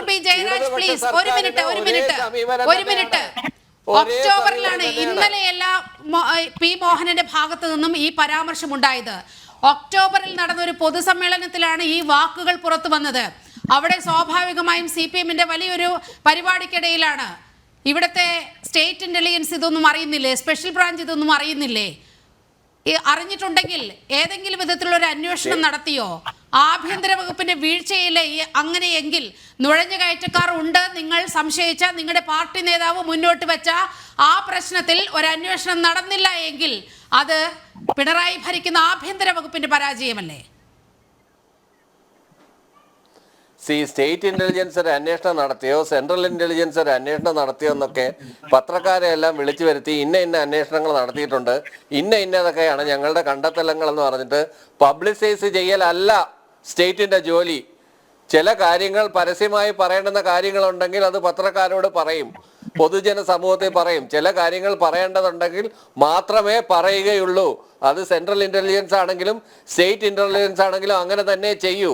അതിനകത്ത് എവിടെയെല്ലാം ഇടപെടലുകൾ നടത്തണം, എന്തെല്ലാം കാര്യങ്ങൾ ചെയ്യണം എന്നുള്ളത് സ്റ്റേറ്റ് പോലീസിനും വളരെ വ്യക്തമായിട്ട് അറിയാം, സെൻട്രൽ ഇന്റലിജൻസിനും വളരെ വ്യക്തമായിട്ട് അറിയാം. ഈ കാര്യത്തിൽ സ്റ്റേറ്റ് ഇന്റലിജൻസും സെൻട്രൽ ഇന്റലിജൻസും ഒരേ തട്ടിൽ തന്നെയാണ്. ഒരു മനുഷ്യനെ പോലും ഇത്തരത്തിലുള്ള തീവ്രവാദ പ്രസ്ഥാനങ്ങൾ, നിരോധിക്കപ്പെട്ട സംഘടനകളെ വളരാൻ അനുവദിക്കില്ല. അത് ഏത് ലാവണം അവർ കണ്ടെത്തിയാലും, ഏത് പേര് അവർ മാറ്റിയാലും, ഏത് സംഘടനയിൽ നുഴഞ്ഞു കയറിയാലും ഇതിനകത്ത് യാതൊരു സംശയം വിചാരിക്കേണ്ട നീലിമ, ഇത്തരം കാര്യങ്ങൾ അന്വേഷണ പരിധിയിൽ തന്നെയാണ്. ഇതിനകത്ത് ആരെയും ഭയപ്പെടേണ്ടെന്ന കാര്യമൊന്നുമില്ല. ഇതിനകത്ത് മോഹനമാഷ് പറഞ്ഞ എന്താണ്, കൃത്യമായി 2-3 അഡ്മിനുകൾ PFI പ്രവർത്തകരായിട്ടുണ്ട്, ജമാഅത്ത് ഇസ്ലാമിക്കാരുടെ പ്രവർത്തകരായിട്ടുണ്ട്. അത്തരമുള്ള ആളുകളെ കണ്ടെത്തുകയും അവരുടെ ഉദ്ദേശം എന്താണെന്ന് പഠിക്കുകയും അവരെ പൊതുജന സമക്ഷത്തിൽ കൊണ്ടുവരികയും ചെയ്യുന്നുള്ള കാര്യത്തിൽ യാതൊരു സംശയവും വേണ്ട. അല്ലാതെ ഒരു സംഘടന മുഴുവൻ തെറ്റാണെന്നും ഒരു എക്സസൈസ് കൂട്ടായ്മയെ അമ്പാടെ നമ്മൾ വൃത്തികേടാണെന്നും ഇതിന്റെ ഉദ്ദേശശുദ്ധി തന്നെ ഇങ്ങനെയാണെന്നും എന്നൊക്കെ എടുത്തു ചാടി we cannot jump into conclusion and say that the entire കൂട്ടായ്മ അല്ലെങ്കിൽ ഈ കൂട്ടായ്മ മുഴുവൻ ഇങ്ങനെയാണെന്ന് നമുക്ക് പറഞ്ഞു വെക്കാൻ ആവില്ല നീലിമ. അതാണ് അതിന്റെ വാസ്തവം. അതിനകത്ത് 1-2 പുഴുക്കുത്തുകൾ ഉണ്ടാവാം, അവരെ തെരഞ്ഞെടുത്ത് വീഡ് ഔട്ട് ചെയ്ത് കളയുക. അതാണ് നമ്മുടെ മുന്നിലുള്ള പൊതുസമൂഹത്തിന് മുന്നിലുള്ള ലക്ഷ്യം. നുസ്രത്ത് ജഹാൻ, 1-2 പുഴുക്കുത്തുകൾ ഉണ്ടാകാമെന്നാണ് ഈ MEC7-ലെ 1000-ലധികം യൂണിറ്റുകളിൽ ഒരു വിശകലനം നടത്തിക്കൊണ്ട് ഡോക്ടർ ബി ജയരാജ് മുന്നോട്ട് വെക്കുന്ന കാര്യം. അങ്ങനെ ആയിരിക്കുമോ? കാരണം ചില സംശയകരമായ ചില കാര്യങ്ങളൊക്കെ പുറത്തു വന്നിട്ടുണ്ട്. അവർ ഈ പരസ്പരം ആലിംഗനം ചെയ്യുന്ന ഒരു രീതി, നേരത്തെ സുഭാഷ് സാർ ചൂണ്ടിക്കാണിച്ചതുപോലെ ഒരു കുറുമുന്നണി പോലെ അതിൻ്റെ അകത്ത് ചില ആശയ സംവാദങ്ങൾ നടക്കുന്നു, ആശയ പ്രചരണം നടക്കുന്നു എന്നൊക്കെ നിരീക്ഷിച്ചാൽ അതിൽ തെറ്റ് പറയാൻ കഴിയുമോ? തീർച്ചയായിട്ടും അതിൽ ഒരു തെറ്റ് പറയാൻ കഴിയില്ല. പിന്നെ ഇപ്പൊ നമ്മൾ മനസ്സിലാക്കേണ്ട ഒരു കാര്യമുണ്ട്, 100-ലധികം പേരുണ്ടായിരുന്ന ഈ കൂട്ടായ്മയിൽ ഇപ്പൊ 10-20 ആൾക്കാരേ ഉള്ളൂ. എന്തുകൊണ്ട്? അതിൽ അറിയാതെ പെട്ടവരൊക്കെ വിഡ്രോ ചെയ്തു, കാരണം പേടിച്ചിട്ട്. കാരണം കുടുംബങ്ങളിൽ നിന്നൊക്കെ പോയ ചില ആൾക്കാരുണ്ടാവില്ലേ, അപ്പൊ അവരത് വിഡ്രോ ചെയ്തു. അപ്പൊ ഇത് ആ കുടുംബങ്ങൾ തന്നെ അന്വേഷിക്കണ ഇത് ആരാണ് ഇത് തുടങ്ങി വെച്ചതെന്നാ. ആ തുടങ്ങി വെച്ചതിന്റെ ബേസ് ആണ് ഓരോരുത്തരും അതിന് വിഡ്രോ ചെയ്യാൻ കാരണമായതെന്നാണ് അറിയാൻ പറ്റുന്നത്. പിന്നെ കമ്മ്യൂണിസ്റ്റ് സർക്കാർ എല്ലാം നോക്കും എല്ലാം പറഞ്ഞു എന്ന് പറഞ്ഞു ഡോക്ടർ. അപ്പൊ കമ്മ്യൂണിസ്റ്റ് സർക്കാർ നോക്കുന്നുണ്ട്. ആക്ച്വലി മോഹനൻ മാഷ് ഒരു ഐഡിയ എടുത്തതാ, കാരണം മോഹനൻ മാഷിന്റെയും കൺട്രോളിലല്ല അത്. അപ്പോ അതിലൊക്കെ തൊഴഞ്ഞു കാറ്റം കൊണ്ട് CPM-ന് വന്ന ക്ഷീണങ്ങള് എല്ലാരും കണ്ടതാ. അപ്പൊ ഇനിയും ഈ CPM-ൽ ഇനി ഒരു ഭാഗം ഉണ്ടാവരുത് വെച്ച് നമ്മക്കൊക്കെ ഇട്ട് തന്നാ. നമ്മളിപ്പോ ഇരുന്ന് ഈ സമയം ചെലവാക്കി ഇവിടെ ചർച്ച ചെയ്യണേ, ഇങ്ങനെ ചർച്ച ചെയ്യട്ടെ, കേരളം രക്ഷപ്പെടട്ടെ എന്നുള്ള നല്ലൊരു മനോഭാവം കൂടി CPM നേതാവായ മോഹനൻ മാഷിന്റെ മനസ്സിലുണ്ടായിട്ടുണ്ട്. അതുകൊണ്ട് നിങ്ങൾ ശ്രദ്ധിച്ചോ പറഞ്ഞ് നമുക്ക് ശ്രദ്ധിക്കാൻ വേണ്ടി തന്നതാണ്. അത് നമ്മളെ പോലെയുള്ള കുറച്ച് ആൾക്കാർ അതിനെപ്പറ്റി സംസാരിക്കുന്നത്, ബാക്കിയുള്ളവർ പറയുന്നത് അത് പറയണ്ട, പിന്നെ തെറ്റാണ്, മുസ്ലിങ്ങളെ കുറ്റം പറയും. എന്ത് പറഞ്ഞാലും മുസ്ലിങ്ങളെ കുറ്റം പറയും, എന്ത് പറഞ്ഞാലും അല്ലെങ്കിൽ നരേന്ദ്രമോദിനെ താഴെ ഇറക്കാൻ വേണ്ടി ഞങ്ങൾ ചെയ്യുന്നതാണ്. അപ്പൊ ഈ നരേന്ദ്രമോദിയാണ് ലോക ശത്രു എല്ലാവർക്കും. പക്ഷെ യമനിലും സിറിയയിലും ഇറാനിലൊന്നും നരേന്ദ്രമോദി പോയിട്ടില്ല എന്നുള്ളതാണ് നമ്മളെ കാണേണ്ടത്. ഇവര് തന്നെ തമ്മിൽ തല്ലുന്ന ആൾക്കാർ. പക്ഷെ ഇവിടെ മാത്രമേ ഉള്ളൂ ഇസ്ലാമിക ഐക്യവും. പിന്നെ മൈനോറിറ്റി പറഞ്ഞ് മൈനോറിറ്റീന്റെ പ്രശ്നം വരരുതെന്ന് പറഞ്ഞു ഡോക്ടർ. ഇന്ത്യയിലെ മൈനോറിറ്റി പോലെ എവിടെയാണ് മൈനോറിറ്റീസിന് ഇത്ര അധികം കാര്യങ്ങൾ കൊടുത്ത് ഏത് മൈനോറിറ്റിക്കാ പ്രശ്നം വന്നതെന്ന് ഇന്ന് ചൂണ്ടിക്കൊടുക്കാൻ പറ്റും? കേന്ദ്ര ഗവൺമെന്റിന്റെ ഫണ്ടുകൾ കൊടുക്കുന്നത് ഞാൻ എത്ര കണ്ടിട്ടുണ്ട്. എന്റെ ത്രൂ തന്നെ എത്രയോ മൈനോറിറ്റി കോളേജുകൾക്കും എത്തീൻഖാനകൾക്കും മോദി ഗവൺമെന്റ് ഫണ്ട് കൊടുത്തിട്ടുണ്ട്. ഈവൻ വാജ്പേയി സർക്കാരിന്റെ സമയത്തും പിന്നെ വിദ്യാഭ്യാസ ഭാഗത്ത് നിന്നിട്ട് മൈനോറിറ്റി ക്രിസ്ത്യൻ കോളേജുകൾ എത്രയധികം വന്നിട്ടുണ്ട്. പിന്നെ ശ്രീ മുരളി മനോഹർ അതായത് ജോഷി നുസ്രത്ത്, ഇവിടെ CAA നടപ്പാക്കിയാൽ ഇവിടുത്തെ ഒരു മതവിഭാഗം ഈ രാജ്യം വിട്ട് ഓടേണ്ടി വരും എന്ന് വളരെ കൃത്യമായി പ്രകടമായി ഒരു വിഭാഗത്തെ ഭീതിയിലാഴ്ത്തിയ ഒരു വിഭാഗം കൂടിയാണ് CPM. അത് നമ്മൾ കാണാതെ പോകരുത്. CPM മാത്രല്ല, CPM-ന്റെ കൂടെ ഈ മുജാഹിദും മുസ്ലിം ലീഗും അന്ന് തെരുവിൽ ഇതേപോലെ ഇന്നിപ്പോ ഈ വ്യായാമത്തിന് ഇറങ്ങിയ പോലെ തന്നെ അന്ന് പർദ്ദയിട്ട പെണ്ണുങ്ങള് വെള്ളിയാഴ്ച പള്ളിയിൽ ഇറങ്ങി CAA-ക്ക് അതിനെ ഇൻകിലാബ് വിളിച്ച്, റോട്ടിലിറങ്ങാത്ത പെണ്ണുങ്ങളന്ന് റോട്ടിലിറങ്ങി ഇൻകിലാബ് വിളിച്ച്, മോദിനെ തെറി വിളിച്ച്, അമിത്ഷാനെ തെറി വിളിച്ച്. എന്നിട്ട് ഏതെങ്കിലും മുസ്ലിം ഇവിടുന്ന് പോയോ? നിങ്ങൾ അറിയണ നീലിം അറിയണ ഏതെങ്കിലും മുസ്ലിം ഇന്ത്യയിൽ നിന്ന് പാകിസ്ഥാനിൽ പോയോ? ഞാൻ അറിയണ പോയിട്ടില്ല. ആരെങ്കിലും ഉണ്ടെങ്കിൽ നമ്മൾ അതിന്റെ പരിഹാരം നമ്മളെടുക്കും. അത് പറഞ്ഞാണ് ഇവരെല്ലാം ഇറക്കി വിട്ട ഈ സ്ത്രീകളെയൊക്കെ. അവർക്കൊന്നും അറിയ പോലും ഇല്ല. തെറ്റി പോലും പോയിട്ടുണ്ട് അവർ ഇൻക്ലാബ് വിളിച്ചപ്പോ, മോദിക്കെതിരെ വിളിച്ചപ്പോ മോദിനെ ഇനി ഇഷ്ടപ്പെട്ടിട്ട് തന്നെ വിളിച്ചു പോയി തെറ്റിയിട്ട്. ഇതുപോലും സംഭവിച്ചിട്ടുണ്ട്. കാരണം പഠിപ്പിച്ച് വിടുകയാണ്. മോദി ഒരു രാജ്യദ്രോഹിയായിട്ട് ഇവര് കാണിക്കുന്നതാ. 65 വർഷം കൊണ്ട് ഇന്ത്യയിൽ ഉണ്ടാക്കിയ കോൺസ്റ്റിറ്റ്യൂഷനെ പറ്റി ഇന്ന് പറഞ്ഞ്, അപ്പോ അവിടെ ഉണ്ടാക്കുന്ന ഇവര് ഉയർത്തിപ്പിടിക്കുന്ന ഭരണഘടന പറയണത് അത് 26 തവണ മാറ്റിയ ഭരണഘടനയാണ് ഇന്ന് രാഹുൽ ഗാന്ധി പ്രിയങ്കയും പാർലമെന്റിൽ ഉയർത്തിപ്പിടിക്കുന്നത്. അമ്മൂമ്മയും അപ്പൂപ്പനും അച്ഛനും മാറ്റിയത് അവരറിഞ്ഞിട്ടില്ലേ? അതിന് കൂടാൻ വേണ്ടി ഈ അമ്മായിമാർക്ക് വേണ്ടിയിട്ട് പിടിക്കാൻ കമ്മ്യൂണിസ്റ്റ് വരും. കാരണം ഇന്ത്യ സഖ്യത്തിന്റെ ഇതാണ്. പക്ഷെ അത് ഓരോ ഭാഗത്തുനിന്ന് ഇവരെ മണ്ടത്തരങ്ങൾ കൊണ്ട് തന്നെ പോകുന്നുണ്ട്. അപ്പൊ ഇത്രയും തവണ മാറ്റി അംബേദ്കറെ ഫോട്ടോ ഇന്ദിരാഗാന്ധി പാർലമെന്റിൽ വെക്കാൻ സമ്മതിച്ചിട്ടില്ലായിരുന്നു, അറിയോ? ആ ഇന്ദിരാഗാന്ധിന്റെ കൊച്ചുമകനാണ് ഇന്നിപ്പോ പിന്നെ ഭരണഘടന ഉയർത്തിപ്പിടിച്ചിട്ട് പറയണത്. അപ്പൊ ഇത്രയും ഇവര് ഭരണഘടനയും അംബേദ്കറെയും ഒക്കെ ഇവരെ സ്നേഹിച്ചിട്ടുണ്ട്. ഇവർ പറയുന്ന ഓരോ വാദവും പൊളിഞ്ഞു വീഴുകയാണ്. അത് ഓരോ ദിവസവും നമ്മൾ കണ്ടുകൊണ്ടിരിക്കുകയാണ്. ജന ഡിബേറ്റ് അതിന്റെ അവസാന ഘട്ടത്തിലേക്ക് കടക്കുകയാണ്. ശ്രീ സുഭാഷ് ബാബുവിലേക്കാണ്. സുഭാഷ് ബാബു സർ, ഇപ്പോൾ ഞാൻ നേരത്തെ സൂചിപ്പിച്ചതുപോലെ ഒക്ടോബറിൽ നടന്ന ഒരു പ്രസംഗമാണ്. സ്വാഭാവികമായും ഇത്ര വലിയ കോളിളക്കമുണ്ടാക്കുന്ന ചില കാര്യങ്ങൾ CPM-ന്റെ കോഴിക്കോട് ജില്ലാ സെക്രട്ടറി മുന്നോട്ട് വയ്ക്കുമ്പോൾ സ്വാഭാവികമായും ഇവിടുത്തെ സ്റ്റേറ്റ് സ്പെഷ്യൽ ബ്രാഞ്ച് ഇക്കാര്യം അറിയേണ്ടതല്ലേ? ഇന്റലിജൻസ് ഏജൻസികൾ അറിയേണ്ടതല്ലേ? ഇതിൽ ഒരു അന്വേഷണം നടന്നു എന്ന് അങ്ങേക്ക് തോന്നുന്നുണ്ടോ? അങ്ങനെ ഒരു ആരോപണം വന്നതിന്റെ പശ്ചാത്തലത്തില് സ്റ്റേറ്റ് സ്പെഷ്യൽ ബ്രാഞ്ച് ഇതിന്റെ വിവരങ്ങൾ ശേഖരിക്കുന്നുണ്ട്. ഇപ്പോഴും അവർ നടത്തിക്കൊണ്ടിരിക്കുന്നു. പക്ഷെ അവരെ സംബന്ധിച്ചിടത്തോളം ഇതില് പ്രധാനപ്പെട്ടമായ മുസ്ലിം ലീഗിലെ ചില നേതാക്കന്മാരും അതുപോലെ തന്നെ ആ പ്രാദേശികമായിട്ടുള്ള വിവിധ സംഘടനകളിലെയും സമുദായത്തിലുള്ള ആളുകളും ഇതിന്റെ ഭാഗമായതുകൊണ്ട് അവരെ സംബന്ധിച്ചിടത്തോളം അവർക്ക് വ്യക്തമായ ഒരു ധാരണ കിട്ടാൻ ഇതുവരെ സാധിച്ചിട്ടില്ല എന്നാണ് ഞാൻ മനസ്സിലാക്കുന്നത്. എന്തായാലും ശരി, അന്വേഷണം ഉണ്ടായിരുന്നു. പക്ഷെ ഗൗരവതരമായിട്ട് അതിനെ സമീപിച്ചിട്ടുണ്ടോ എന്ന് ചോദിച്ചു കഴിഞ്ഞാൽ ഉണ്ടാകാൻ സാധ്യതയില്ലെന്നാണ് എനിക്ക് തോന്നുന്നത്. കാരണം എന്താന്ന് വെച്ചാൽ ആ ഗ്രൂപ്പില് പല ആളുകളും ഇതിനു വേണ്ടിയിട്ട് ഏറ്റവും വലിയ പ്രചാരകരായി നിന്ന വ്യക്തികൾ പണ്ട് തീവ്രവാദ സംഘടനയുടെ ഭാഗമായിട്ട് ഇതേമാതിരി പ്രചാരകരായി നിന്ന ആളുകളായിരുന്നു. അവരെ സംബന്ധിച്ച് റിപ്പോർട്ടൊന്നും പോയതായിട്ട് എനിക്ക് ബാഹ്യമായിട്ട് പോലീസ് ഡിപ്പാർട്ട്മെന്റിൽ നിന്ന് കിട്ടിയ വിവരത്തിലില്ല. അപ്പൊ അതുകൊണ്ട് അതെന്തായാലും ശരി, അത് നമ്മള് സംശയത്തിന്റെ ലെവലിൽ തന്നെ കാണണം. പിന്നെ ഇവിടെ സംഭവിക്കുന്നറിയും, മോഹൻ മാസ്റ്റർ എന്ന് പറഞ്ഞ വ്യക്തിയെ നിങ്ങൾ അറിയുന്നതിനേക്കാൾ കൂടുതൽ അറിയുന്ന ഒരു വ്യക്തിയാണ് ഞാൻ. കാരണം അദ്ദേഹത്തിന്റെ ജന്മനാട്ടിലാണ് NDF എന്ന് പറഞ്ഞ സംഘടന ഉണ്ടായത്. അദ്ദേഹത്തിന്റെ രാഷ്ട്രീയ പാർട്ടിയാണ് പ്രതിരോധിക്കുന്നതിന് വേണ്ടിയിട്ടാണ് ഈ സംഘടന ഉണ്ടായത്. ഈ രണ്ട് സംഘടനകൾ തമ്മിലാണ് അവിടെ സംഘടന ഉണ്ടായത്.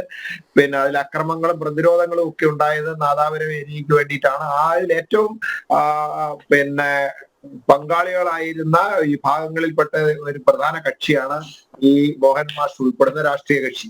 അപ്പൊ അദ്ദേഹത്തെ സംബന്ധിച്ചോളം ഇതിന്റെ യഥാർത്ഥ പ്രവർത്തനം, അതിന്റെ തിക്തഫലങ്ങൾ എന്താണെന്നും ഒക്കെ വളരെ വ്യക്തമായിട്ട് അറിയുന്ന ഒരു വ്യക്തിയാണ്. മറ്റേതൊരു CPM നേതാവിനേക്കാൾ കൂടുതൽ ഈ സംഘടനയെ സംബന്ധിച്ചിട്ട് അദ്ദേഹത്തിന്റെ നാട്ടിൽ നിന്ന് അദ്ദേഹത്തിന് പഠിക്കാൻ സാധിച്ചിട്ടുണ്ടെന്നാണ് ഞാൻ മനസ്സിലാക്കുന്നത്. കാരണം ഞാൻ ആ പ്രദേശമായിട്ട്, പ്രത്യേകിച്ച് അവിടുത്തെ ഏറ്റവും വലിയൊരു കേസാണ് ബിനു കേസ്.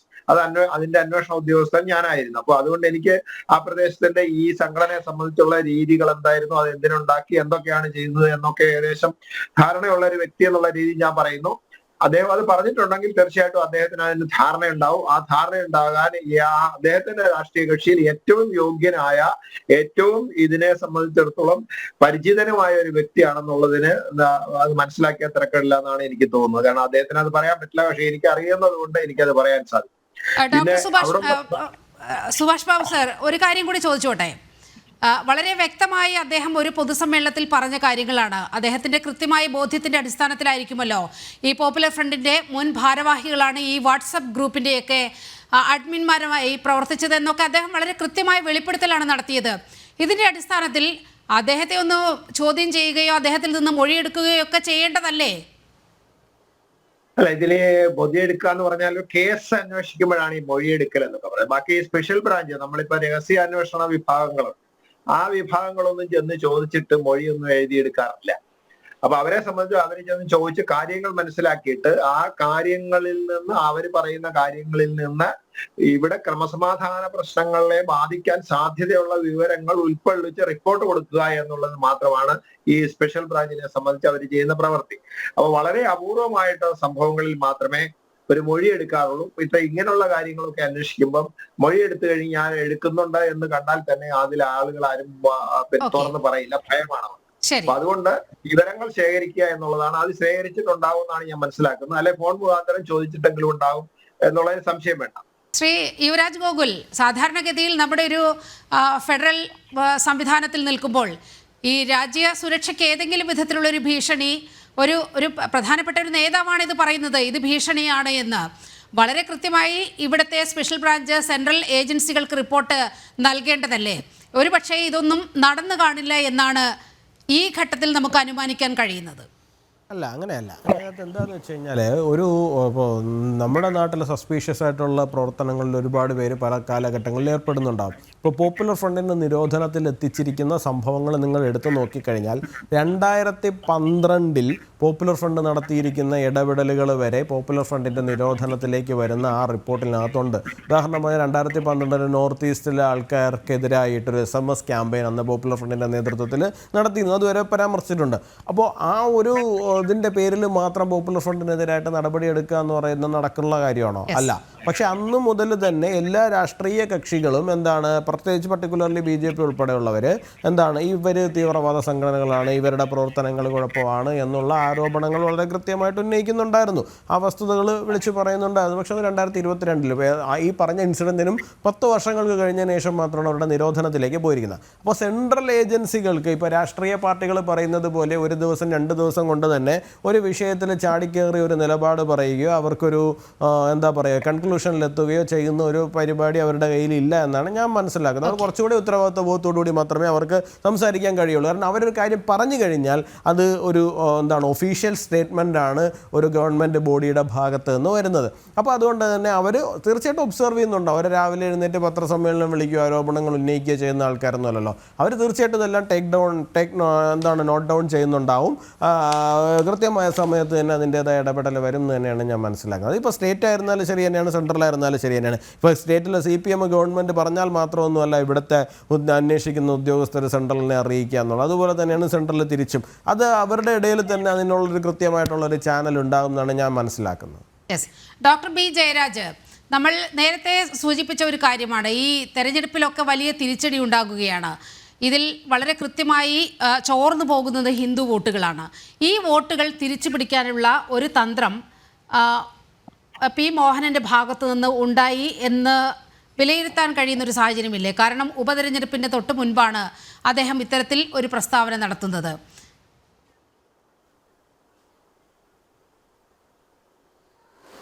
നീലിമ, അങ്ങനെ ഒരു ഇലക്ട്രൽ വിഷയത്തിൻ്റെ പേരിലല്ല മോഹൻ മാഷ് അങ്ങനെ ഒരു ഇത് പറഞ്ഞത്.